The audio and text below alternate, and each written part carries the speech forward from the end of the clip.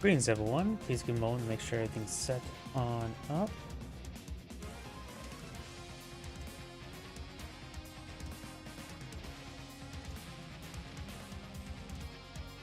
Looks like Twitch is going, Rumble's booting on up. Twitter. Upload. Looks like that's all good to go.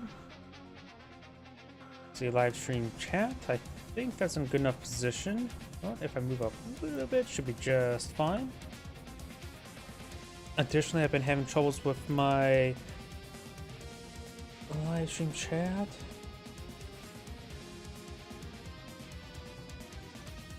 So we'll do some test messages. There's Rumbles. Okay, looks like that's all but good to go. Okay, test on Rumble. That appears to be good. Test on YouTube. And whoops. That one. And test on Twitch. Okay, that looks like 3 for 3, or looks like everything's good to go there. Perfect. Minimize that. And that as well. Looks like that's all good to go. Brief call chat, refresh the window. Refresh and okay. Okay, that's all good to go. Yep, I think that's all good. Give me a moment to check my other computer.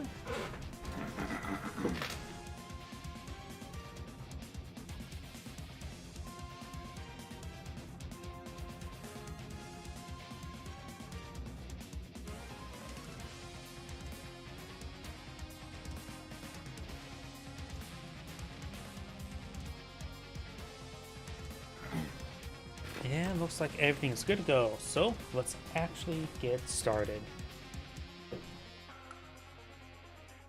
Oh, one last thing I need to do. Sorry, one last thing.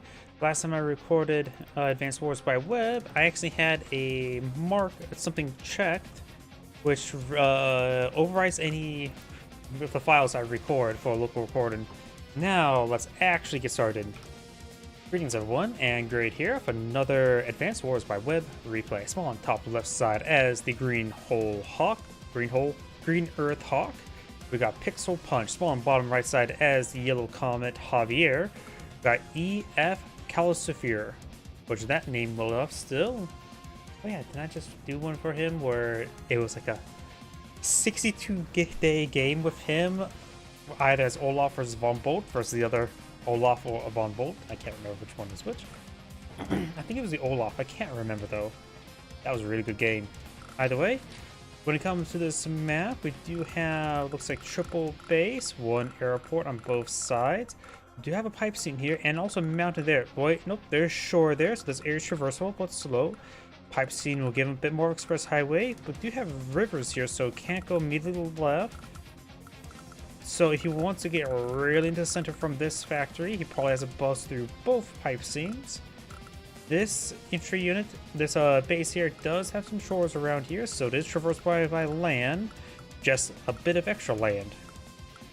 A lot of mountains inside, a lot of shores here, which means good mobility for recons and other motorized units. Shores and roads are basically indistinguishable. I don't think there's any difference between the two, at least in Advanced Wars by Web.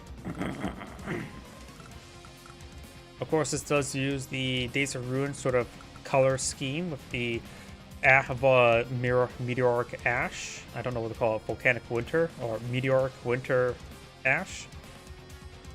Either way, oh, and I remember one thing before I actually get started, and that is to turn on my Computer Heroes 2 macros so I can turn next turn with my left hand rather than my right hand. Either way, I think everything's good. There's also 2 comm towers in the middle of the map, and let's actually get started.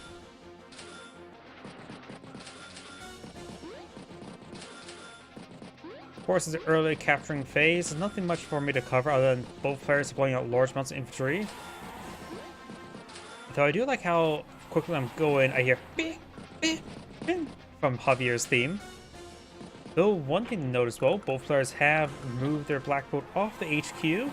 Means it's going to be used to boost some infantry. A lot of shores there for him to boost infantry with. And you will have to use a APC to get that black boat refueled. There are no ports on the map. And since it's also a black boat, it means it can only transport infantry, but it can also repair. So if the map creator didn't want the repair ability on the black boat, they would have used landers, but of course that would boost various other vehicles. They just only want to boost some infantry as a possibility. We do have a tank now deployed on both sides. Javier is the comm tower specialist. I probably should have got to mention, gone over both the COs.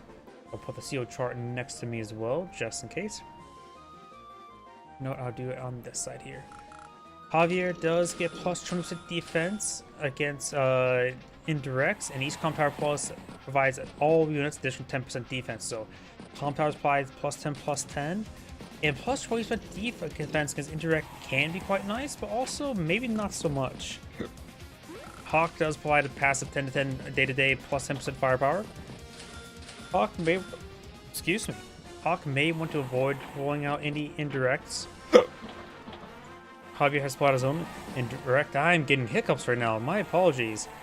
Hawk did immediately rush down his comm tower. So did Javier. This plus 10 will be very nice. Hawk only has a plus 10 offense. So right now, Hawk does have plus 20% total firepower, while Javier has plus 10, so very comparable. So they're pretty equal footing with their things their day-to-days, barring the additional indirect fire defense. Let's see, Javier, let's see. His power does provide a plus 40% increased defense, indirect defense, and the effects of the comm towers is doubled. And of course, Tower of Power increased the indirect defense by plus 8%, and comm towers are tripled. Hawk, of course, still provides plus 10, minus 1, plus 1 for his power, plus 2, minus 2 for his superpower. So we got multiple Hawk tanks now put on the field, going for a third tank in the field. Javier's gone for a large number of indirects, so we've got quite a bit of compositional difference. Plus 20% indirect defense. Seems quite considerable. It's hard for me to really tell. I suppose it also does compound with the terrain. Battlecopter deployed by Javier. Nothing wrong with battlecopters. And it looks like both players are going to flip their opponent's comm tower. Now Javier has no comm tower this turn, while Hawk does a plus additional comm tower.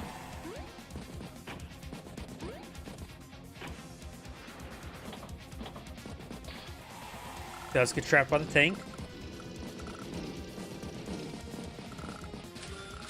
Another tank deployed on the field. No battlecopter just yet by Hawk.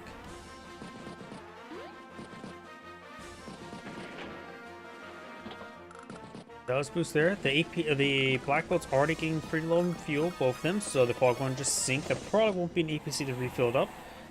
Though an extra transport maybe not half bad.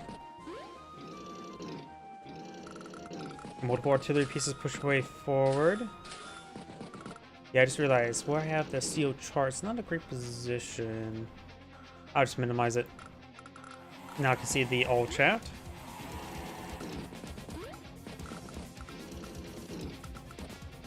Does get interrupt there. Right now Hawk is ahead by 1,000. Still good number of despicable neutral properties. Does take a shot onto the pipe seam. Do have an anti-air deployed up by Javier. A turn ahead before his opponent's battlecopter. Very nice. His battlecopter gets first strike there. Hawk has no anti-air at the moment. He needs to get one out this turn. Or just hire for more battlecopters. Honestly, more battlecopters at this moment in time wouldn't be entirely half bad. Anti-air is probably a little bit more safer option. With a slow deployment to the left side, so it's more overall the weak side. That's maybe one reason why Javier has gone for a couple artillery pieces. There's all mounted to play around with as well. The wheeled vehicles can easily reach them. So yeah, with this base and slow deployment over there, this is definitely the weak side, and this is definitely going to be the strong side. So there is a strong side, weak side component of this map. With an airport there, so very strong side and a pretty weak side here. So battlecopters can still get over here at a reasonable pace. Everything else, not so much. That could, yeah, now I think about it, that's probably one reason why Javier went for the double artillery, just to slow down his opponent.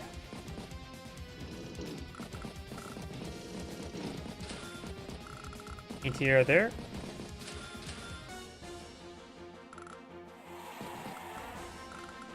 Does interrupt the flipped. Interrupts even further. Artillery piece heading down south of this platform. He has pretty good vision in the region, so keeping the artillery piece down here is not a... Oh, there's nothing to spot there, so I don't know where a good spot for it be at the moment. Part of me just says, just stick behind the mountain, maybe just right here. No defense, maybe on top of the comm tower is just probably best. Since it provides 3 stars defense and can use the mountain as coverage. Battlecopter moving up north as ATS still turns away. And I'm soon going to have 2 Javier battlecopters up north. Takes up the tank there, does spot the artillery piece.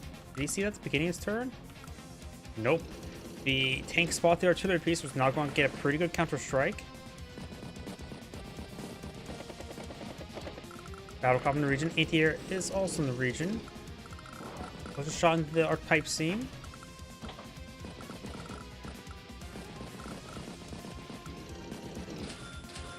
More anti-air, battlecopter, and lots of infantry. We soon have access to Tower Shield, which I don't know when would be a good time to pop a Tower Shield as opposed to Superpower. Javier is more focused on these comm towers. Javier is an interesting pick on this map since it is only 2 comm towers. Javier does really like extra comm towers, and there's minimal comm towers in this map. So I suppose minimum is 2 or 0.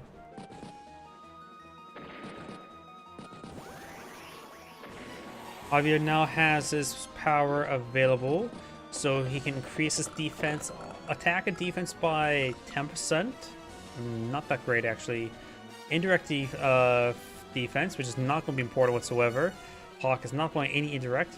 And also, of course, with the day-to-day power plus 10%. So if you get a plus 20 bonus, which is nice, but not super great. There's a lot of forces here.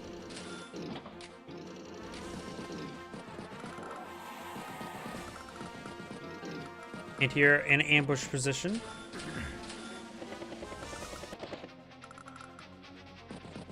Right now, he does in turn with 88,000, 5,000 bank. So 93 versus Hawk's 73 plus 16. So Hawk appears to be down by a day. They both have some income.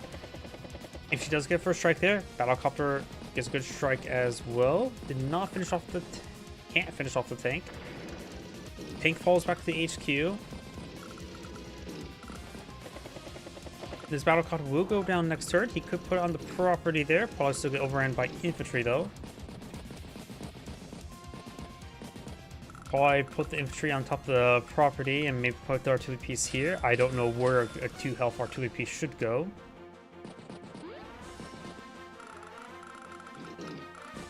Right on top of the city. Battlecopter nukes the, or ATR nukes the battlecopter. It does have, of course, a full health infantry on top of a forest.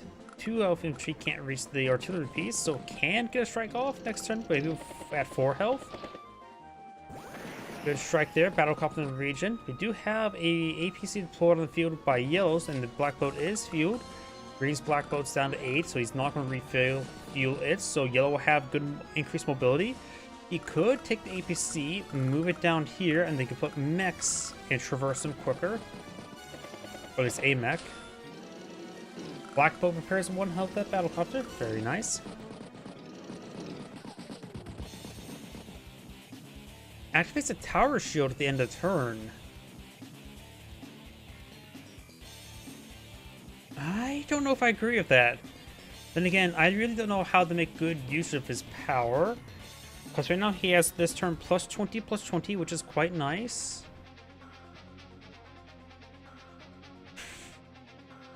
I guess he really wants to have his wall hold. And Black Wave summoned. Both players pop their power. Interesting.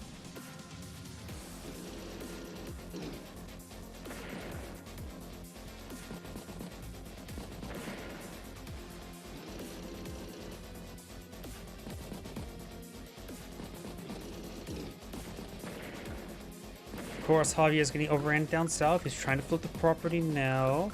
Yellow could start thin this comm tower, but upon next, not this turn. Artillery piece should probably be sacked to interrupt the comm tower capture. And can probably fully stop it as well. Definitely needs this battle copter down there. Medium tank's probably too slow.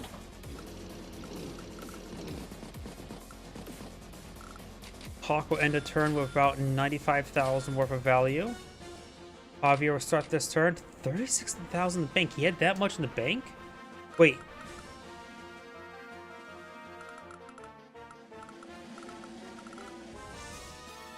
He triple base skipped last turn? I just realized that.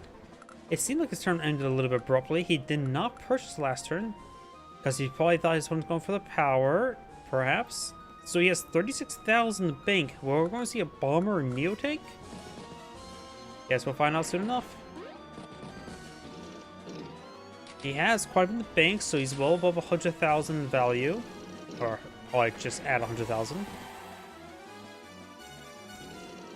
Hey, he's above 100,000. Does stop the capture. Nukes the infantry unit there, so you will lose the anti-air to the tanks. Out of vision, of course.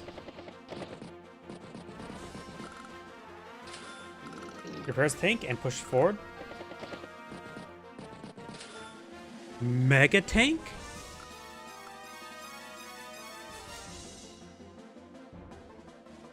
Okay, I was not expecting a mega tank.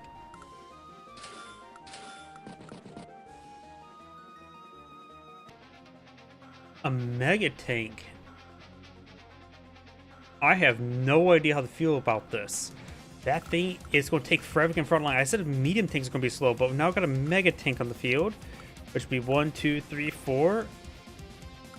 It's going to take about 4 turns to get the front line. And there's just light tanks here. A medium or neo tank, all he needs. He does not need a mega tank. He does have an APC on the field. The APC should probably migrate down south to resupply the black boat, and then should either meet up the mega tank as soon as it can. But I don't know about mega tank. Mega tank just seems. I disagree with the mega tank. I can see bomber. I can see neo tank. I can see medium tank. But I don't see mega tank. Okay. Yes, now I just teched up. He max teched. Is that even the word, phrase in this game? He teched out on turn 15. Or, yeah, this is turn 15.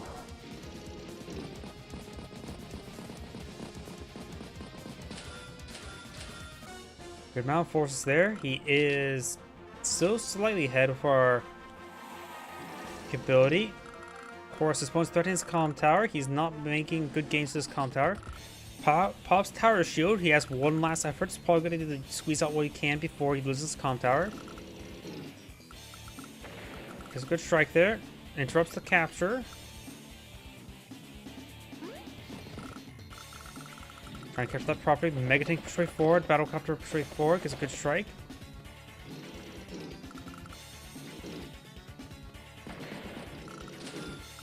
Regular tank. Infantry. Battlecopter. Infantry. Turn 16.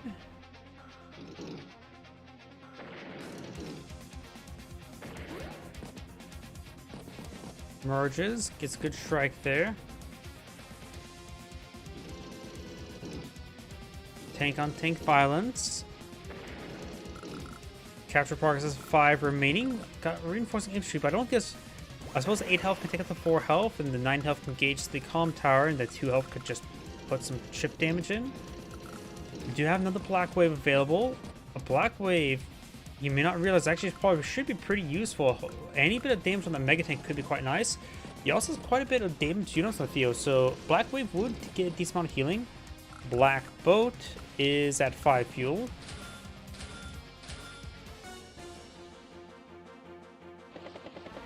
Battlecopter, it's a good strike there.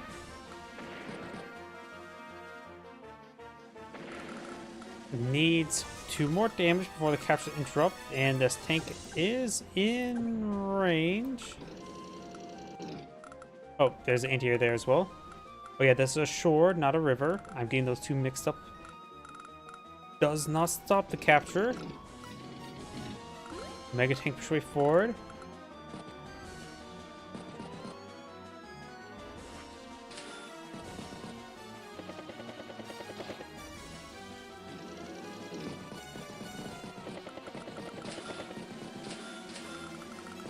Multiple tanks explode in the field, infantry as well.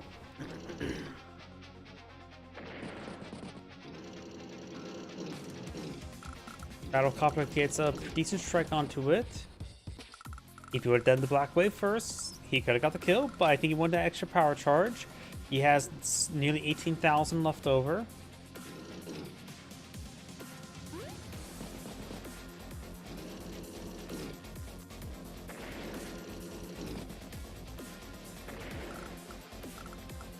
Three counter progresses left.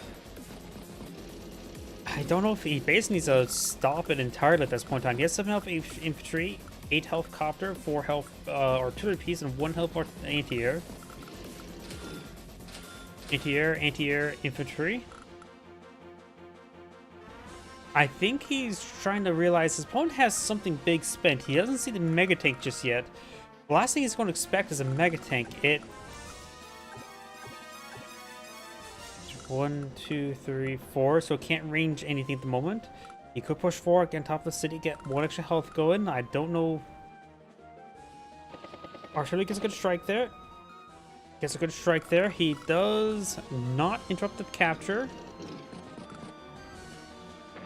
He fully stops the capture. Mega Tank, I believe, is out of vision range unless he's on top of the mountain. 1, 2, 3, 4, 5. So even on top of the mountain, he will be out of vision.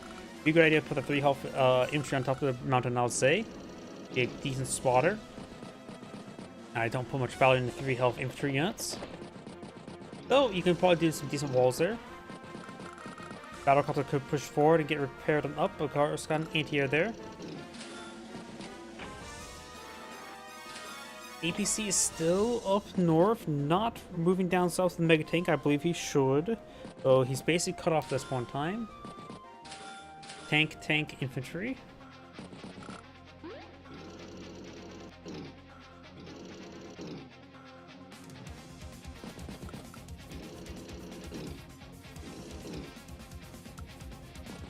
Getting some strikes there.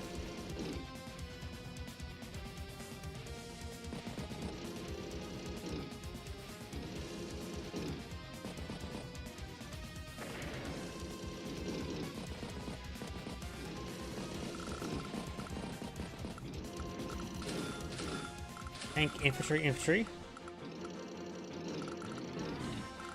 Mega Tank nukes a light tank. That's gonna be a no shit. I'm curious. How much damage?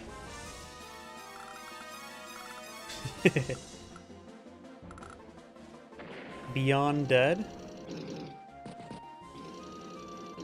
Hawk's like probably wondering why on earth does he have a Mega Tank on the field? At this point in time, Hawk may would eye a bomber. He has 1600 value at the moment versus 1900.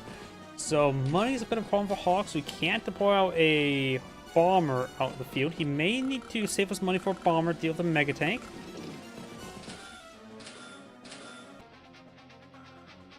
Another tower shields available.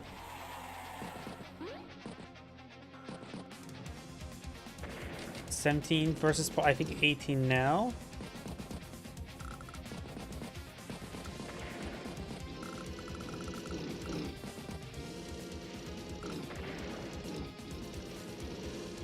We do have a battle cop in the center there. Not getting hit though. Pretty exposed. Battlecopter, infantry, infantry, infantry.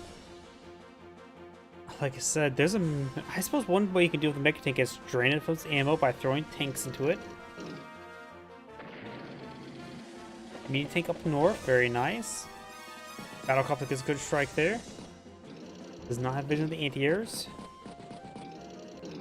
No, he should actually have vision. Oh no, it's on the top of the forest. That's why he doesn't have vision.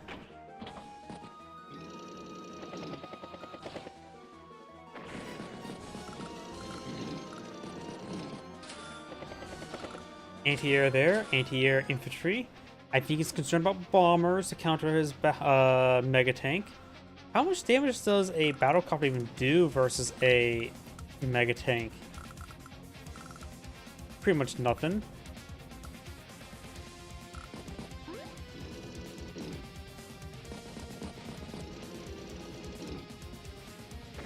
Battlecopter does get shot down.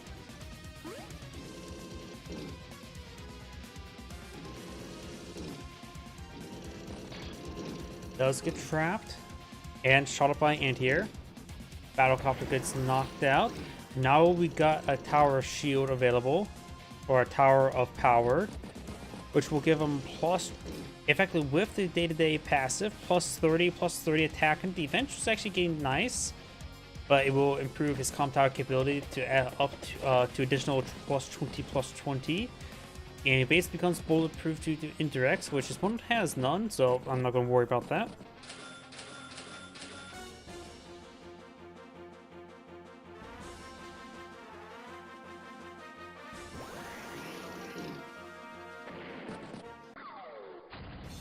And here comes the Tower of Power.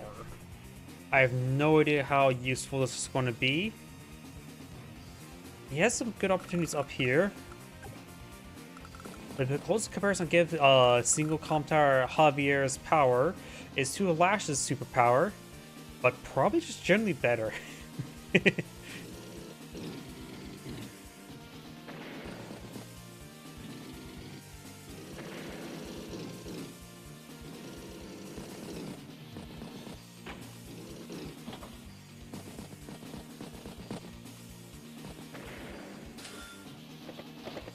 Resupplies that battlecopter. Javier is making good progress up here. We'll end the turn. Oh, Black Bolt gets sunk, so got 125 versus what appears to be 103 value. The Mega Tank has no counter at the moment. You could go for a Black Wave and damage everything slightly. You gotta start to fall back there. Takes out the pipe scene. The Mega Tank has still 2 ammo.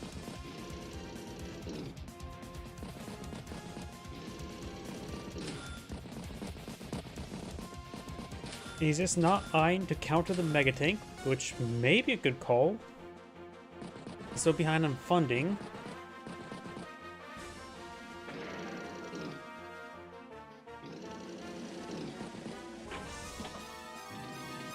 Mini Tank gets a good strike there. Marine's trying to get pushed badly up north and is having trouble down south as well. The Mega Tank provides so much firepower. The light tanks just don't want to get close to it, or really anything once it gets close to it. Takes out the infantry, prevents the flip entirely.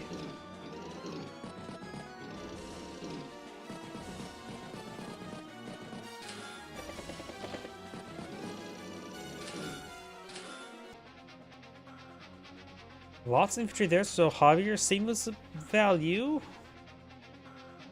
I'm not sure for what though. Didn't get a battlecopter.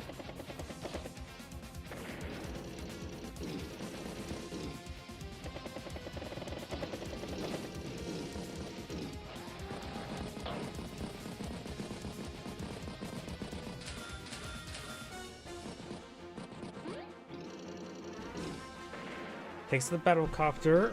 Hawks' superpower should probably be popped next turn. In which respawning this battlecopter this turn is actually probably a bad idea. There's just a waste of money at this point in time. 1 health versus 1% health is not going to be too big a difference. There's another round of the pipe scene.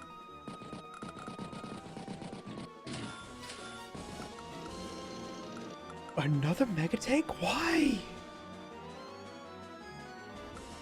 Neo Tanks just probably generally better in this situation. So, is the point of a second Mega Tank? Why?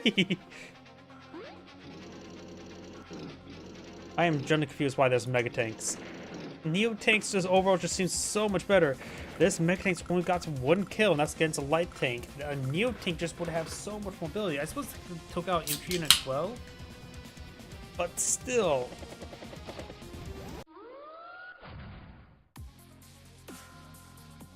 Both his Mega Tanks are on properties, so they will get resupplied. That's going to consume probably a bit of his funding.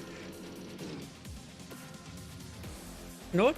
At the end of this turn, we'll take a guess of how much money you have left over after repairs. I'm guessing around 10,000. Oh, probably even less than that. I'm going to guess 7,000. Hawk's starting to try to flip multiple properties. There is anti-air here, and it will be repaired up to full. Not like a anti-air has any trouble killing off the battlecopter. Let's see. Take a guess now. How much money do you think Javier will have after his day-to-day income? I'm guessing 7,000.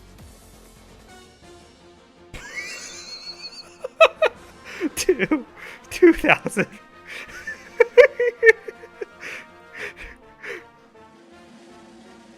Sorry, I find that a little bit hilarious.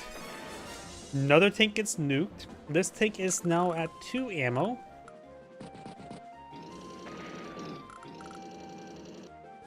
He actually is forced to base skip this turn.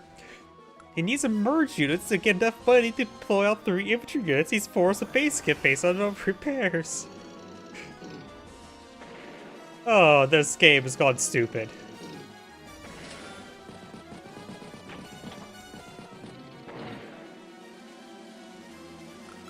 Well, Mega Tanks are good against pipe scenes. I forgot about that. I wonder, can you do a damage calculator? Nope, you cannot do damage calculator on pipe scenes. It is now dead. Tower of Shield now active.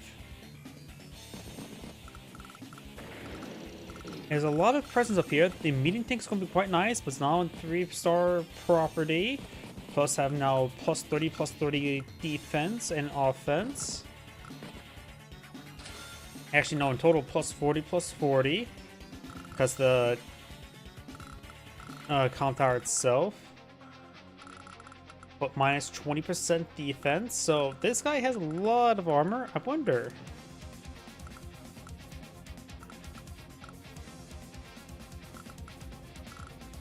Yep, these tanks, that medium tank's basically untouchable this turn.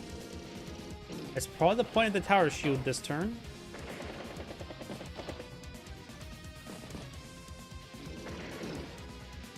Yellow can start advancing on the HQ, sort of. His infantry's wounded. Mega Tank is, of course, a Mega Tank. Doesn't advance very quickly. Cleans up some of his outlying forces.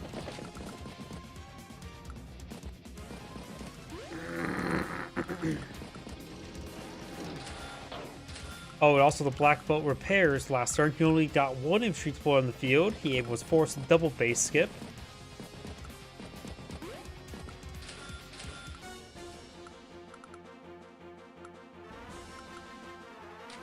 Hawk ended the turn with 99 versus opponents actually getting to 123, 124. And that's a lot of bit of value difference. Javier has about a turn or 2 ahead now.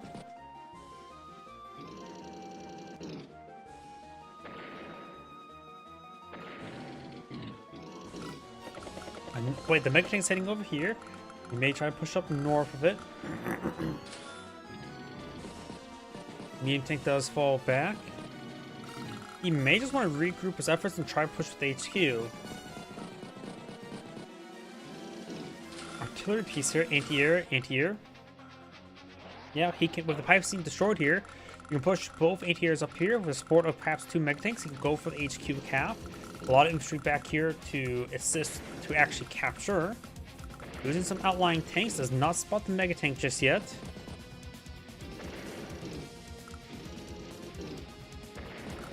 Even though how funny these Mega Tanks are this game, I still disagree. Just stupidly overpowered. The Neo Tanks will just reign supreme. I'm sort of surprised Hawk is not pulling out a bomber to bomb these Mega Tanks. Probably when you see the second Mega Tank, you're like, yeah, I need to get a bomber out.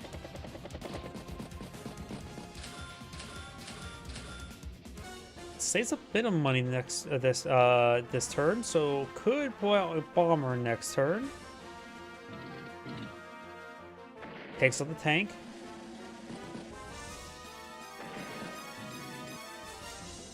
Great strike there. Repairs. Battlecopter, infantry. Mega Tank backs to the comm tower. Mega Tank does not have to fear the battlecopters. It's probably cost effective for him just to engage the battlecopters with the Mega Tank. There's not great use of the turn itself.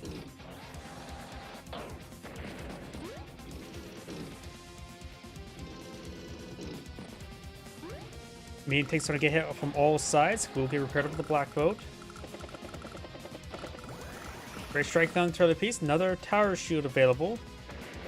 Artillery piece does go down. This Mega Tank is almost out of ammo. Of course, he can always get resupplied by the Black Boat, and the APC has gone down.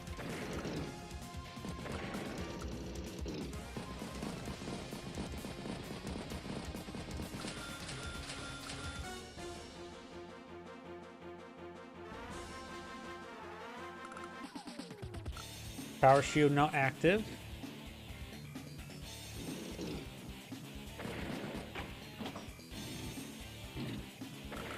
Mega Tank now out of ammo. How much damage does a tank do versus a Mega Tank versus a machine gun? Equal.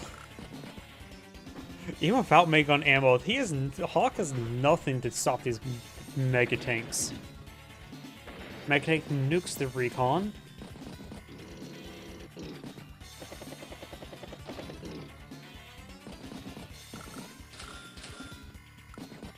Multiple battlecopters, infantry, and of course the tank.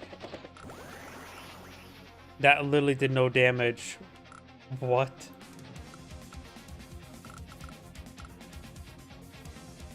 It looks like you roll abysmal luck. Oh yeah, there's also no ammo button there. Never realized that the damage calculator, because I really have to worry about that in this game. So rolled a horrible luck roll. Again. Getting some bad luck. Medium tank taking severe damage. The Black Boat is still alive, so he has another source of way to refuel the Mega Tank. Mega Tank can, of course, take out the infantry unit there to not only stop the capture, but completely stop it. Battlecopter, anti-air, infantry. Takes out that one. Black Boat will repair this and then engage the battlecopter. He is out of vision range though. He has to interrupt the capture the HQ either way.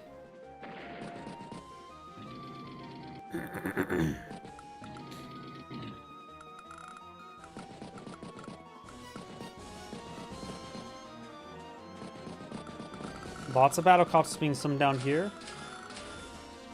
Lots of battlecopters up here as well.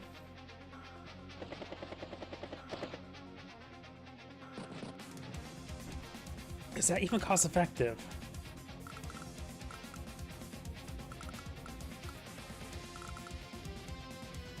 I suppose that's cost effective.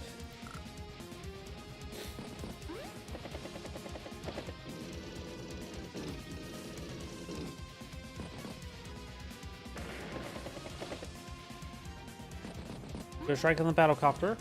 He does join capture. 4 capture progress remaining, so he needs two good shots. I think this battlecopter. this infantry unit could be picked off by the tanks, and the battlecopter did double hits. And of course, we got the infantry unit here still.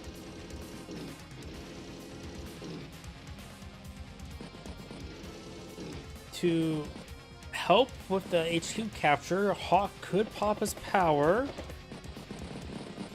I think it'd be good from the pop his power, give him an extra attack, defense, and whittles everything down by 10%. He does pop it. He's trying to go for the HQ capture.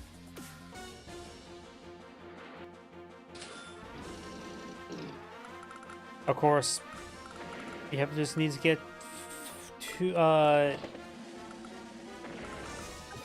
infantry units should be able to get there. The wooden tank will interrupts the capture. He bought himself a turn. Trying to stop the flip. Battlecopter infantry. Mega tank does fall back for a bit of repairs. This mega tank's been out of ammo for so long.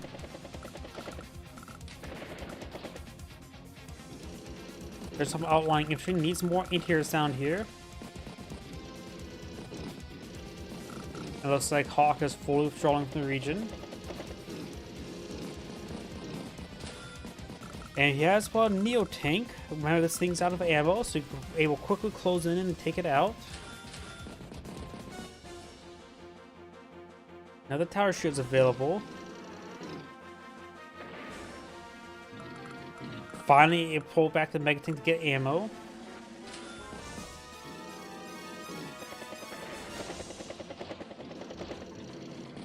Yellow's immediately trying to transition the gauge over here. A couple battlecopters, a couple tanks all streaming in over there. Medium tank atop the HQ, which could be picked off by this tank. And here down here, which makes sense. And does another base skip because it's out of money. His repairs are getting quite high, hasn't it? Hawk's at 20,000 versus 16. The Hawk has a decent income lead.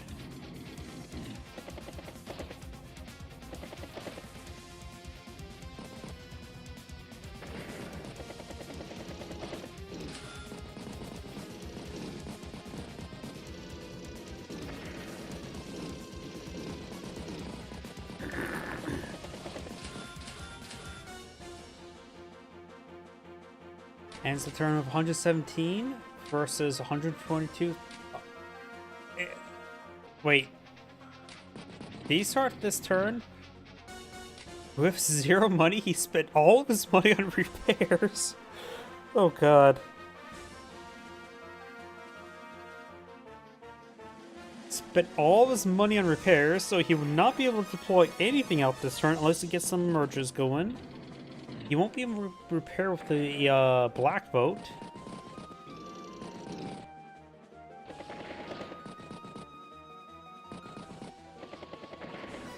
Then also needs outlying units there. Resupplies the medium tank, but I think he didn't realize he had no ammo or no money.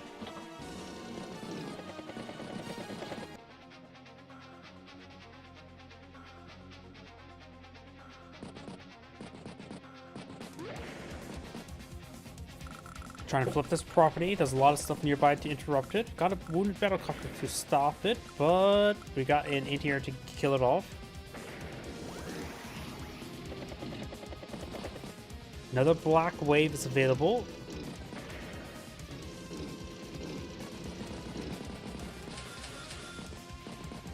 Tank recon interior. He's able to pull out units. Javier is now at 27,000 again. We can pull out 2 infantry units so far.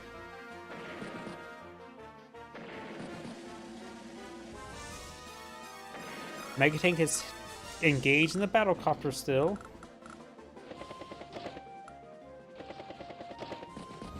Battlecopter took time to shoot the interior. He may save his power.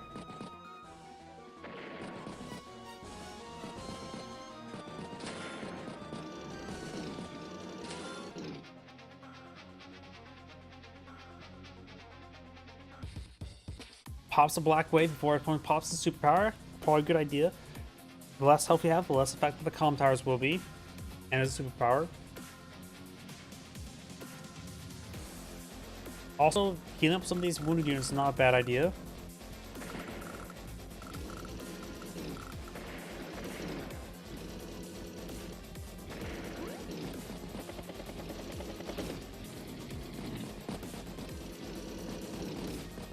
Neo tank push way forward. 1, 2, 3, 4. In range of the war tank if it gets it released. I don't know how effective a 8 health war tank or mega tank. Of course, it's on a forest, so you may not be able to spot it. Here comes the superpower. So now he has in total plus 40, plus 40. Mega tank gates battle equipment. With our cast vision, we know that's not a good idea. Because with our... Oh, wait.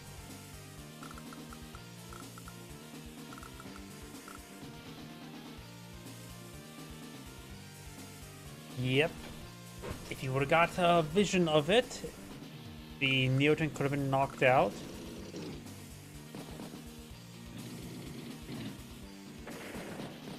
That Neo tank needs to fall back. Fall into this forest back here. Because nothing much a Neo tank could do versus 2 mega tanks. Just with the superpower active.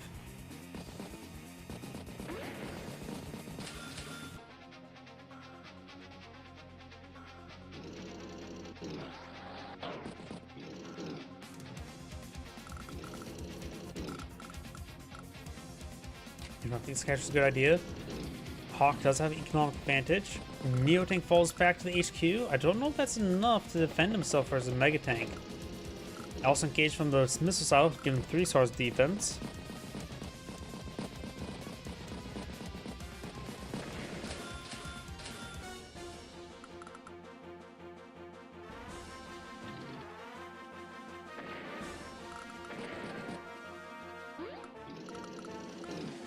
Black Bolt's almost out of fuel once again.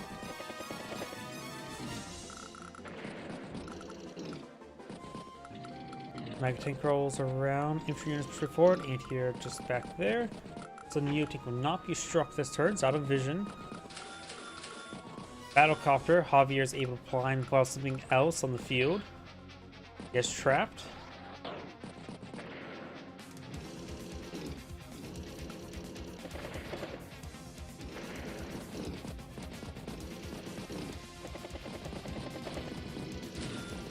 And now Hawk has finally deployed out a bomber to deal with the mega tanks.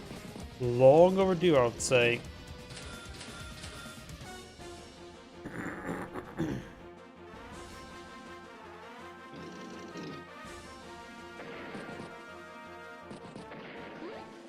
Finish off some outlying units. Neo tank is rotating up north. He sees 2 mega tanks. He's starting to make progress towards the HQ. Nukes the anti-air. With 2 mega tanks out here, maybe ready to go for an APC down south.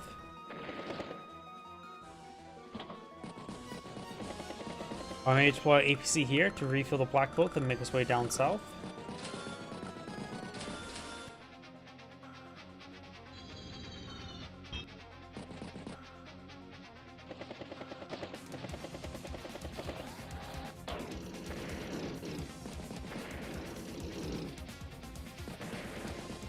Keeping those light tanks on the front lines, not a bad idea. Help lure one of the mega tanks into the bomber. They'll still have to worry about an anti-air right here.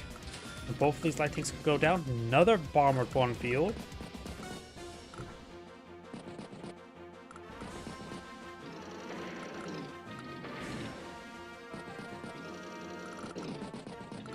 He sees the anti-air as well. The Neo tank is in range of the anti-air, so maybe taking out the anti-air without the bomber or the Neo tank would be a good idea.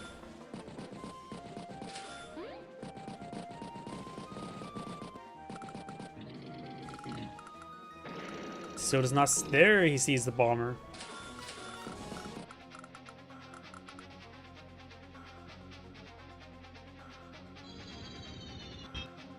And there he sees the other bomber. Let's see how well this does. Actually, not as much damage as I expected. Does give us power, damaging everything. Also gives additional attack and defense. We'll probably see a tower shield next turn. Spots the other Mega Tank. Light Tank will knock out the anti-air. Neo Tank will take a shot against the Mega Tank. Not great. It is starting to lose quite a bit of ammo.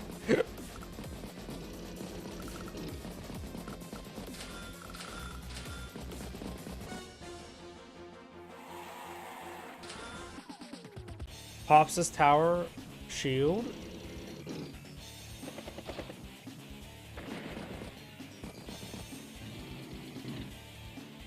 Now the Mega Tank's out of ammo, but the Neo Tank may go down. It's effectively knocked out. Some damage on the bomber.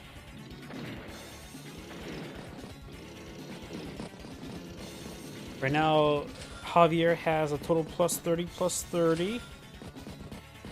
There's Hawk plus 20 or plus 20 plus 0 after his power subsides. And Javier has actually fully resigned. It's ad grade saying thank you for watching and on to the next replay.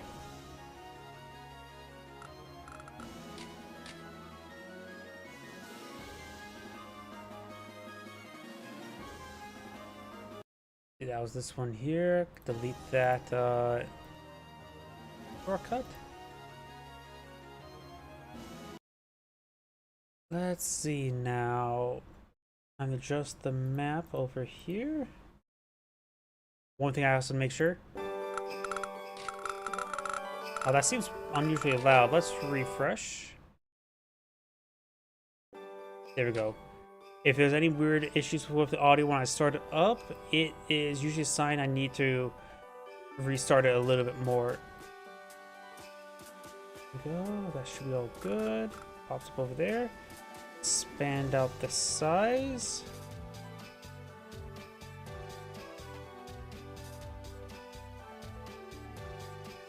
That should be good. If I move it over a little bit, there we go. That should be good. By the way, let's go ahead and get started. Greetings everyone, and great here of another Advanced Wars by Web replay. Spawn top right side as the Black Hole Sasha. We got Silicon Squid. Spawn bottom left side as the Pink Cosmos Von Bolt. We got Trunhilt. Trunilt. Butchered that name well enough. Either way, we do have Von Bolt versus Sasha. Von Bolt gets plus 10 as day-to-day bonus, very good. While Sasha gets plus 10% income. That provide, at least on properties that provide income. Let's see, what else is there to mention to? Sasha can reduce power charge based on a percentage, based on her money in turns converted to a percentage somehow. I can calculate each time it pops up, but just keep it put. It helps drain power, which makes it probably hard for Von Bolt to get any sort of power charge. He's going to have to rely on his day-to-day, which plus 10% income could be comparable to plus 10% attack and defense. Makes him plus 10% effective. So yeah, these day-to-days should be pretty even, actually. Now, of course, you can always save it for war bonds, but war bonds are only useful if you want to try to cash out a massive engagement. Otherwise, just go for market crash. And she can store a power charge, get extra power charge stored up before popping market crash, because Von Bolt has a massive meter. And yeah, that should pretty much covered it. When it comes to map, looks like a 3-base map. Neutral property here. Calm Tower on the far side. Single airport on both sides. These number of shores, which is perfectly traversable. There are no difference in roads, really. Large number of mountains on the field as well, so maybe not a bad map for indirects to post up behind it. And both HQs are pretty small in the center, or pretty close in the center, with a road in between two. So recons get some good traversement. Of course, it's not a fog war map, and that's pretty much on up the summary. Other than this space is covered by mountains, but that is about it. Either way, let's actually get started.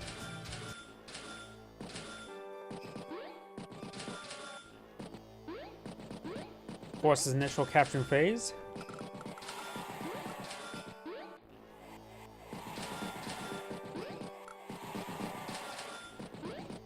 Sasha deployed out a tank. She's also heading more into the center now.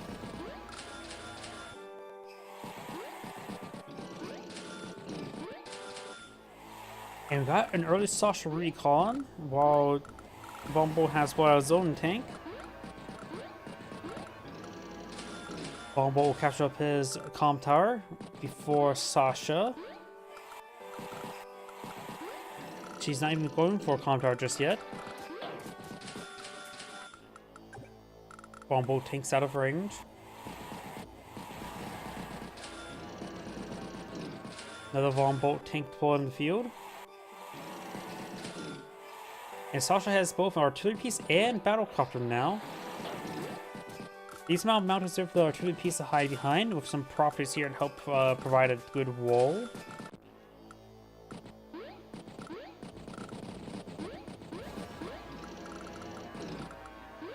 Vombolt tank should perhaps get a shot onto that.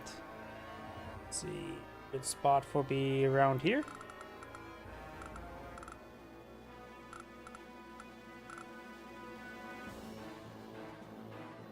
That's probably a good shot to take on the Sasha tank. With plus 20% firepower and plus 10% defense. Plus 10% defense right now means it's plus 2 stars, so this is equal defense between the two, and just having plus 20% firepower just makes it a clear advantage for Vombolt. Though the counterattack with the battlecopter is very likely, so it'll be a second tank to knock out a tank. He decides to not push way forward and just get an anti-air.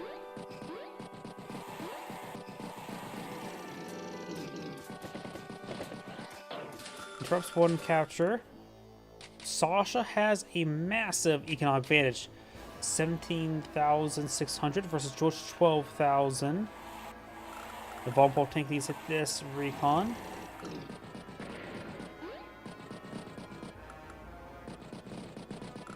Does interrupt the capture the comm tower. Vombolt's now 16,000.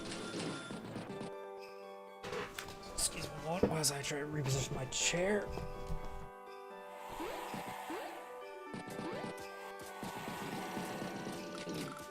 I will see interrupt here. Comm tower will be captured up next turn. Don't think it'll be stopped.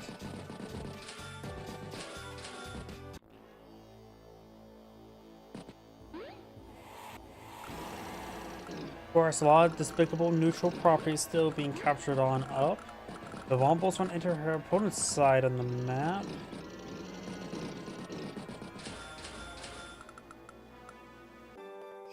Vombolt has now applied an artillery piece as well as another tank. Sasha has two more tanks there. In here, engage the infantry on top of the property. She has a nice economic advantage. She has 20 properties versus 18. Of course, that means 22,000. Another battlecopter deployed in the field.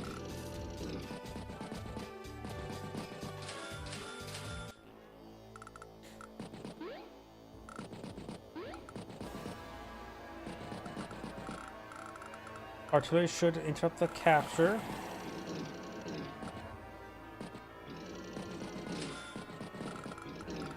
Another artillery piece on field. Sasha's pulled out two battlecopters.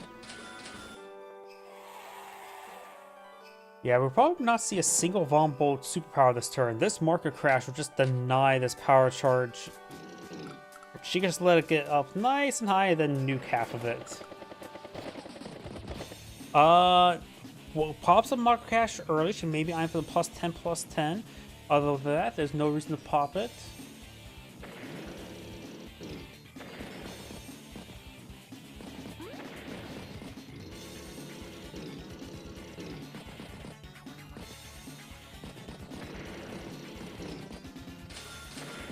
Battlecopter, medium tank infantry.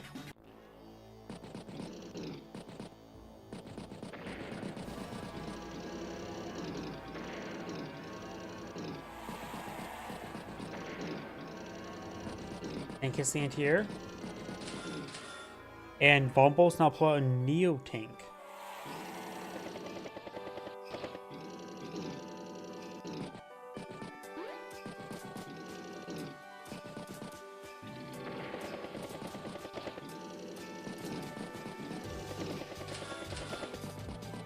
Couple more tanks by Sasha. 24,000 versus 20,000.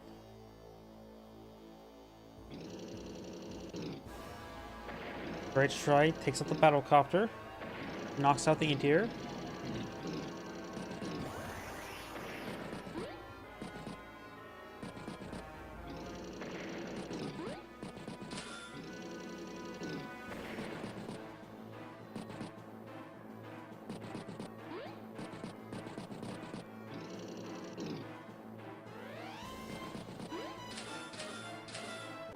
Anti-air deployed on the field, as well as more infantry and battlecopter. Medium tank is a good strike there on the anti-air. Will be finished off by the infantry unit. It's a good strike on the artillery piece, and will be followed up by infantry. She has her market crash available. Von Bolt's power charge is getting nice and charged on up. It'll be up to her if she wants to try to nuke a good chunk of it or wait till next turn. She could try holding back the funding next turn to get a larger market crash. Here, let me bring up the CO chart and tell you exactly what Sasha's. Here we go. I'm not sure how well you guys can see it. A little bit off to the side. This should work fine. Sasha's war bonds, or no, power market crash reduces enemy power bar by. Oops, let's just change audio because this window's primaried. By 10 times funds divided by 5,000 percentage. So if she were to have, say, 5,000, it would reduce 5,000 funds in the bank. She would be her power charge, the opponent's power charge would be reduced by 10%. So right now she's effectively at 25,000. So she reduced her opponent's power charge by 50%.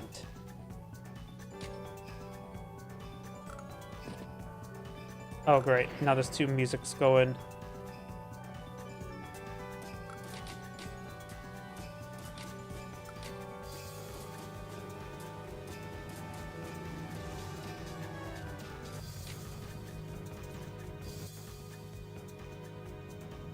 Great, now there's a permanent music going on.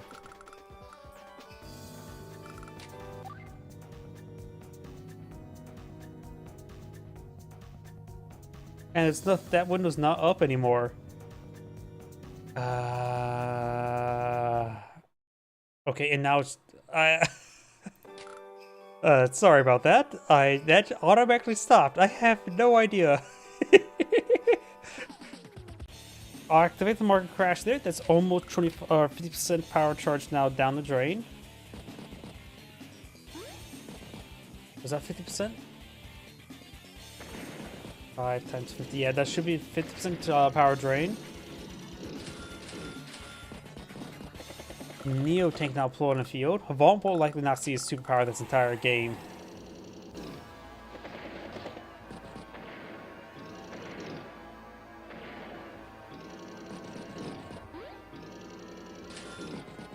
Anti-air deployed on the field.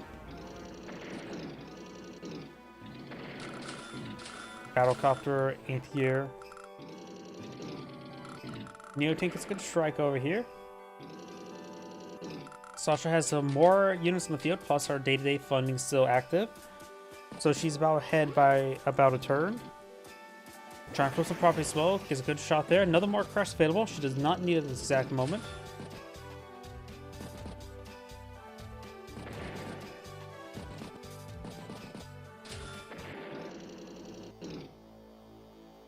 Anti-air gets a good strike there. The income difference is quite similar. Von Bolt needs to flip one property. They should be even then. There's still a handful of despicable neutral properties here. Battlecopters pushing forward, strafing some infantry. Try and flip this property there. This property is interrupted significantly. Of course, I got a Von Bolt Neo tank here. Could get a strike on the medium tank, but would receive. Actually, no.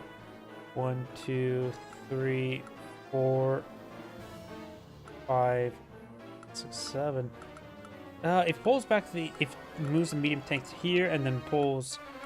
Yeah, putting the medium tank here, engaging, then the Neo tank engages Neo tank from right here to right there. That was a 3-star property, and now it's probably a good idea to activate market crash before the end of turn. Does not.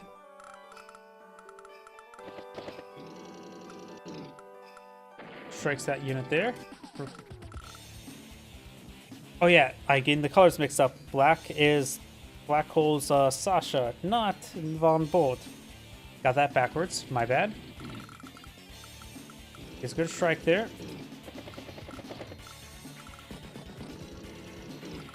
Tank is a good strike there on the anti-air. Anti-air. Anti-air, tank. Always surrounds the tank over here. Very nice. 14 capture progress remaining.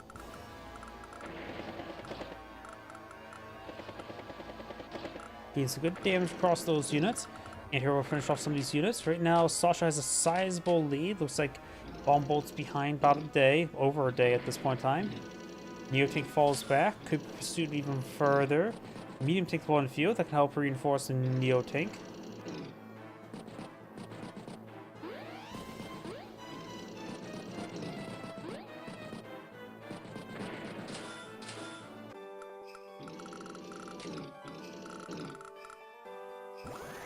Good strike there. Another Mark Crash available. More anti-air starting to go on down. And the Battlecopter as well. Stops the capture, not the Battlecopter. Wants to stop the capture. She wants to maintain her economic lead. After all, sure, economic lead is multiplicative. By 100% or by 10%.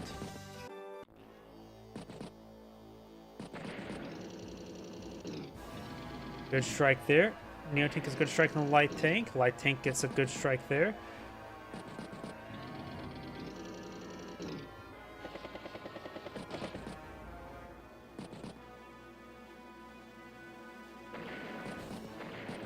Make some good strikes there. Battlecopter, infantry, tank, infantry.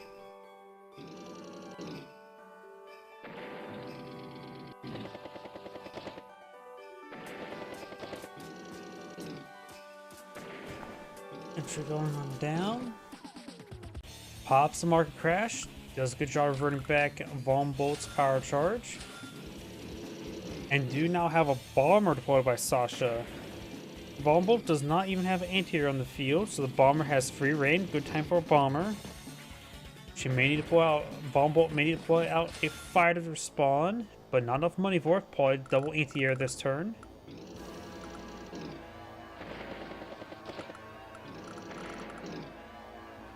It's a good strike there on that anti-air. Tank on tank violence. Bomb Bolt's tank play is pretty good. And now, of course, with that bomber. Just keep the medium tank out of range of that bomber. Anti-air would be quite nice. Goes for anti-air there. Double anti-air, skips the space. I think it would be better go anti-air here and here.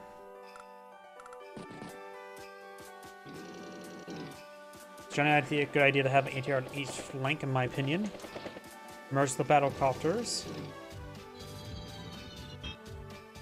Bomber nukes the infantry units, probably out of range the anti-airs. Yep. Another Market Crash there, very nice. Her Market Crashes, how expensive are they at the moment? They are 36,000. Bomb Bolt's superpower is 90 at the moment. So, and each time she pops a Market Crash, it reduces her opponent's power charge effectively by 50%, maybe close to 40% at this moment. But soon there will be a point where her Market Crashes cost more than she's removing. Neo Tank's a good strike there on that anti-air. Neo Tank gets a good strike on the tank. Tank gets hit there. Finish off that tank there. We do have a Neo Tank up here, of course, as was a medium tank. Bomber has somewhat range than Neo Tank, just needs to get a clear path. Neo Tank will probably have trouble helping providing that. Neo Tank should be able to one-shot that the Light Tank, right? Yep. Take out the Light Tank there.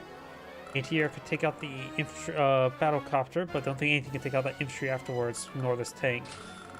Maybe the tank could go down by using the Battlecopter as well as the medium tank.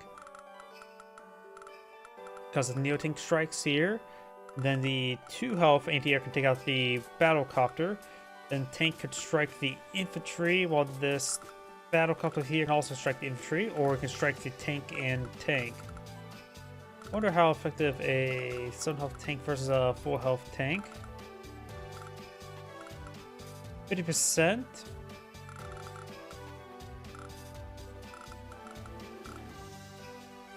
Not enough firepower there. Does get a hit there. Yep. I disagree with that. I think he could have make the Neo Tank hit the tank and use the anti-air to take out the battle copter. I forgot the anti-air there, so could have taken out this infantry unit there, and then the bomber could strike the Neo Tank.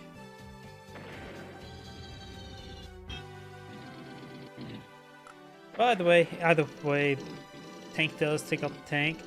Not exactly how I would do it, but looks like just fine enough. Probably me just overthink about it. Market Crash should probably pop this turn.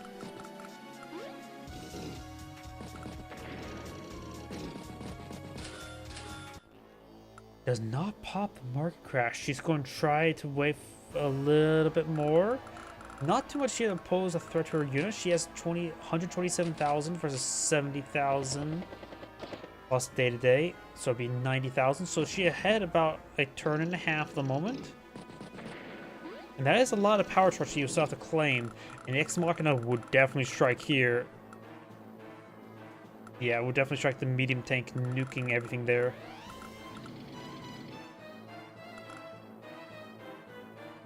Need another 7,000 damage. He's going for it, and here comes Ex Machina. Should have popped Market Crash. Disables all those valuable units. And now Sasha's now down below 80,000 on the field. Tank, infantry, battlecopter, infantry. No point of popping a Market Crash. And for valuable units locked down, no point of trying to pop a War Bonds either.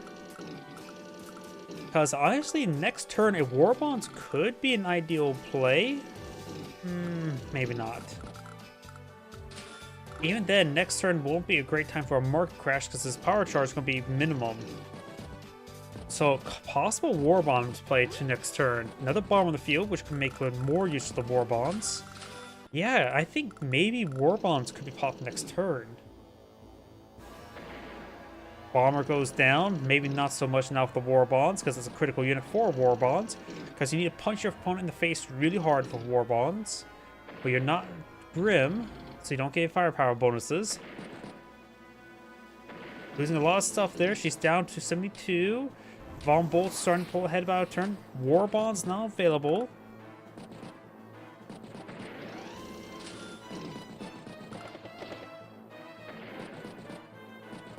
Probably popping Market Crash at the end of the turn is part of the play.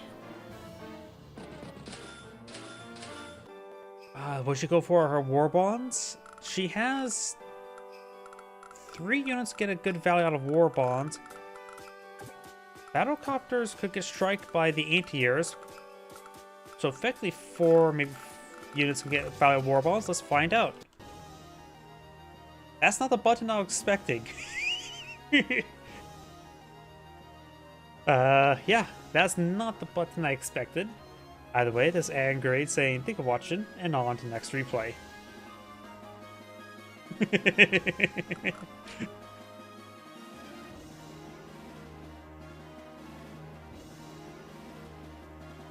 Delete this bookmark, on to the next one.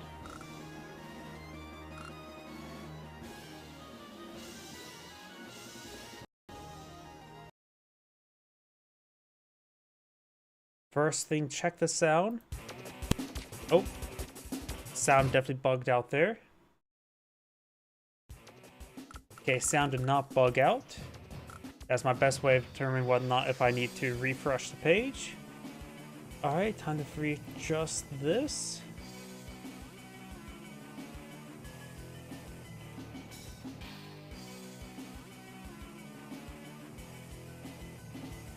Okay, that's good.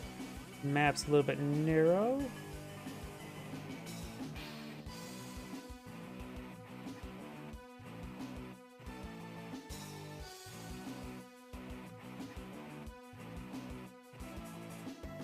I think that should be good. Not perfect, but it will do. Greetings everyone, Angrade here with another Advanced Wars by Web replay. Spawn on the bottom side as the blue Grim, we got Flying Vacuum. Spawn on top left side as the pink Cosmos Jake, we got Mancy Boo. with a capital 8. Let's see, let's quick look at the map. We do have harbors in the map with black boats occupying them. There are shores here, so ships cannot enter to the seas. It's all shore. Or there's a shore there. We do also have a recon here, but it's completely isolated. So it's just meant to spot the airport. Both sides will have at least some way to spot the airport. That's a lot of force there.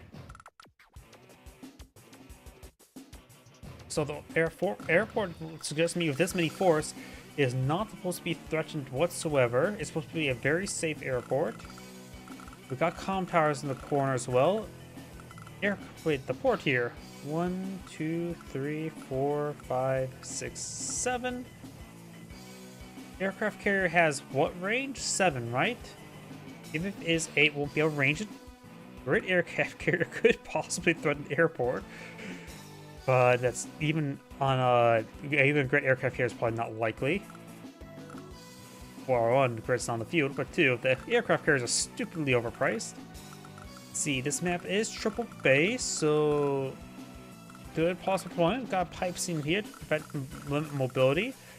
Additionally, we've got single force here cause some movement issues. We've got a lot of roads here to project down south.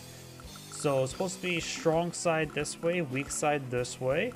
Weak side has good mobility though. Of course, this is not too weak, just one force. Won't slow down track units too much. Wait. 1, 2, 3, 4, 5. Okay, so tank moving here will move to right there rather than top of here. Got it.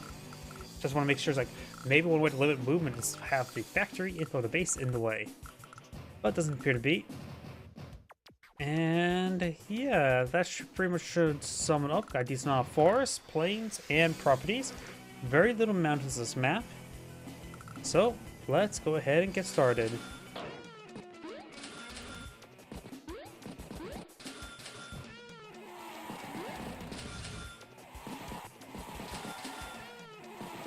I'm going to Jake, of course, does. I forgot to mention what their day-to-day is.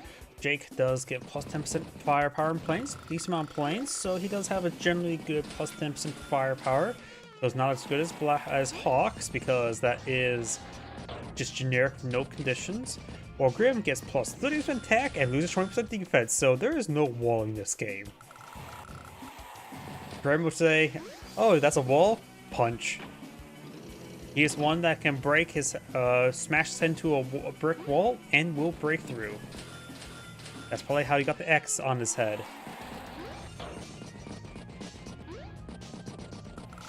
You have an early Grim Recon here trying to harass the infantry units quite badly. Double Grim Recon. And we've got an early Jake APC here. Double Recon for Jake now. Grim's just pushing the center of the map. Does harass this infantry unit. Nukes entirely. How close was that? Actually needs a max luck roll to get the one shot, looks like. It is gone. It's just replay bugs and it backed off a little bit. There are comm towers in this map, so both players have access to 10% additional firepower to really convince them not to wall this game.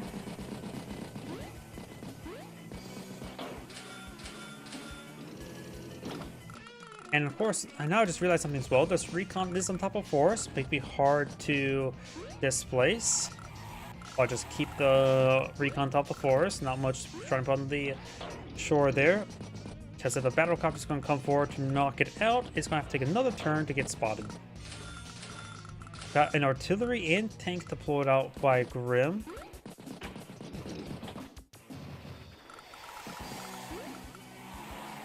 Black Bolt is trying to probably get a little bit of reconnaissance going. Grim's Black Bolt has not pushed forward. We'll be able to spot infantry or props of the APC.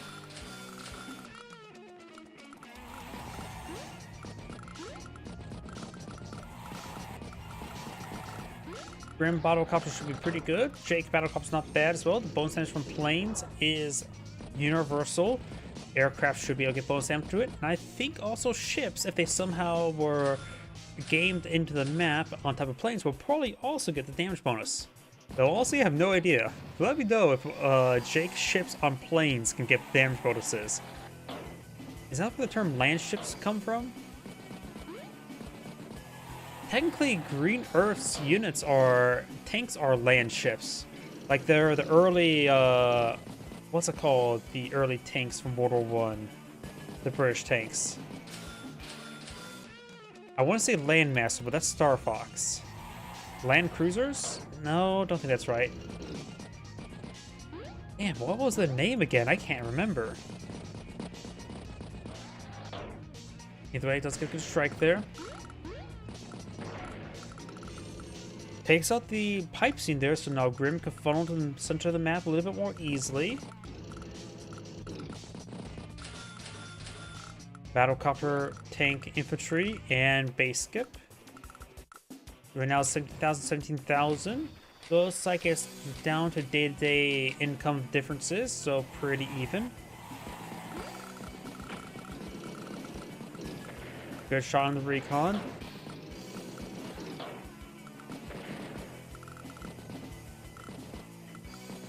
Good start on the infantry. Finish off that one.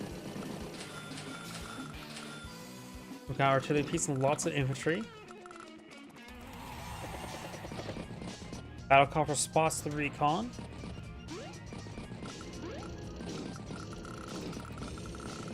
You now have the harbor being built by or claimed by Grim.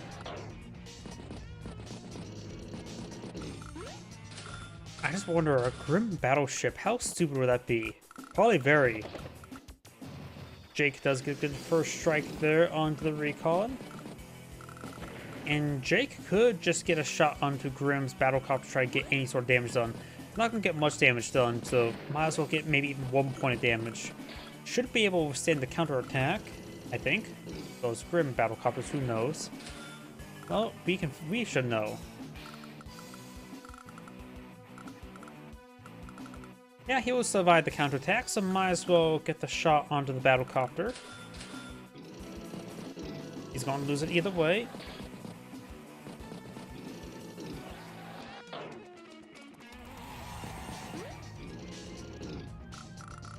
Does get a good strike there. Good hits there. Recon gets nuked, no problem. Good strike there. Both players have the power. Block, beat down versus Knuckle Duster. And I always forget about some of these super CO powers.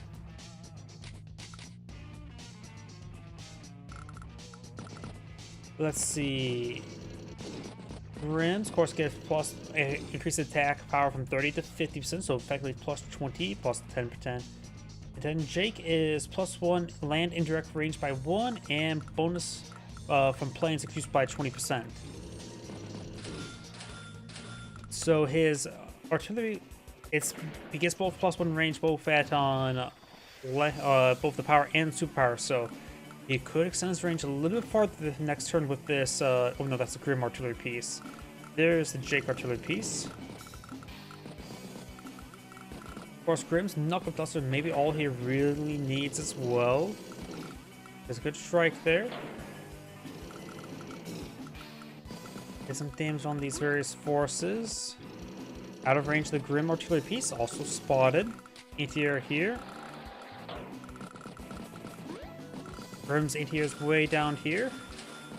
It could be at half health and probably still one-shot a battlecopter.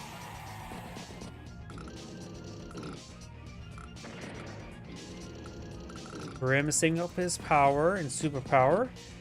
It may be a good idea, even if it does max out his superpower, he may just want to pop his power because it's really ever going to need that absurd firepower. But still can be quite nice. Jake does get plus 2 movement of his block rock, his superpower.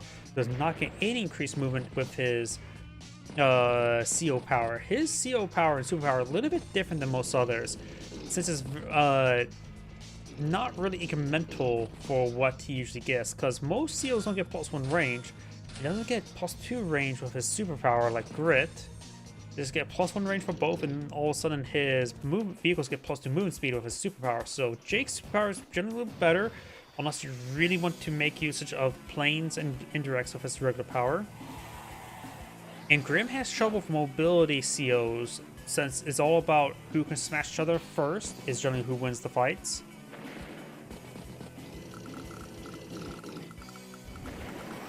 And superpower, we've got now a Haymaker available. But I think a Knuckle Duster all he really needs. You can see keep his super charge. And then of course the following turn will definitely be a Block Rock. Let's find out. Great striking artillery piece there. Effectively neutering Grim's capability to fight over here. He only has one tank left in this region. Everything else is... maybe we'll get a good strike with this battle copter in this tank. So maybe we'll get two strikes here. One the battle copter, one the tank.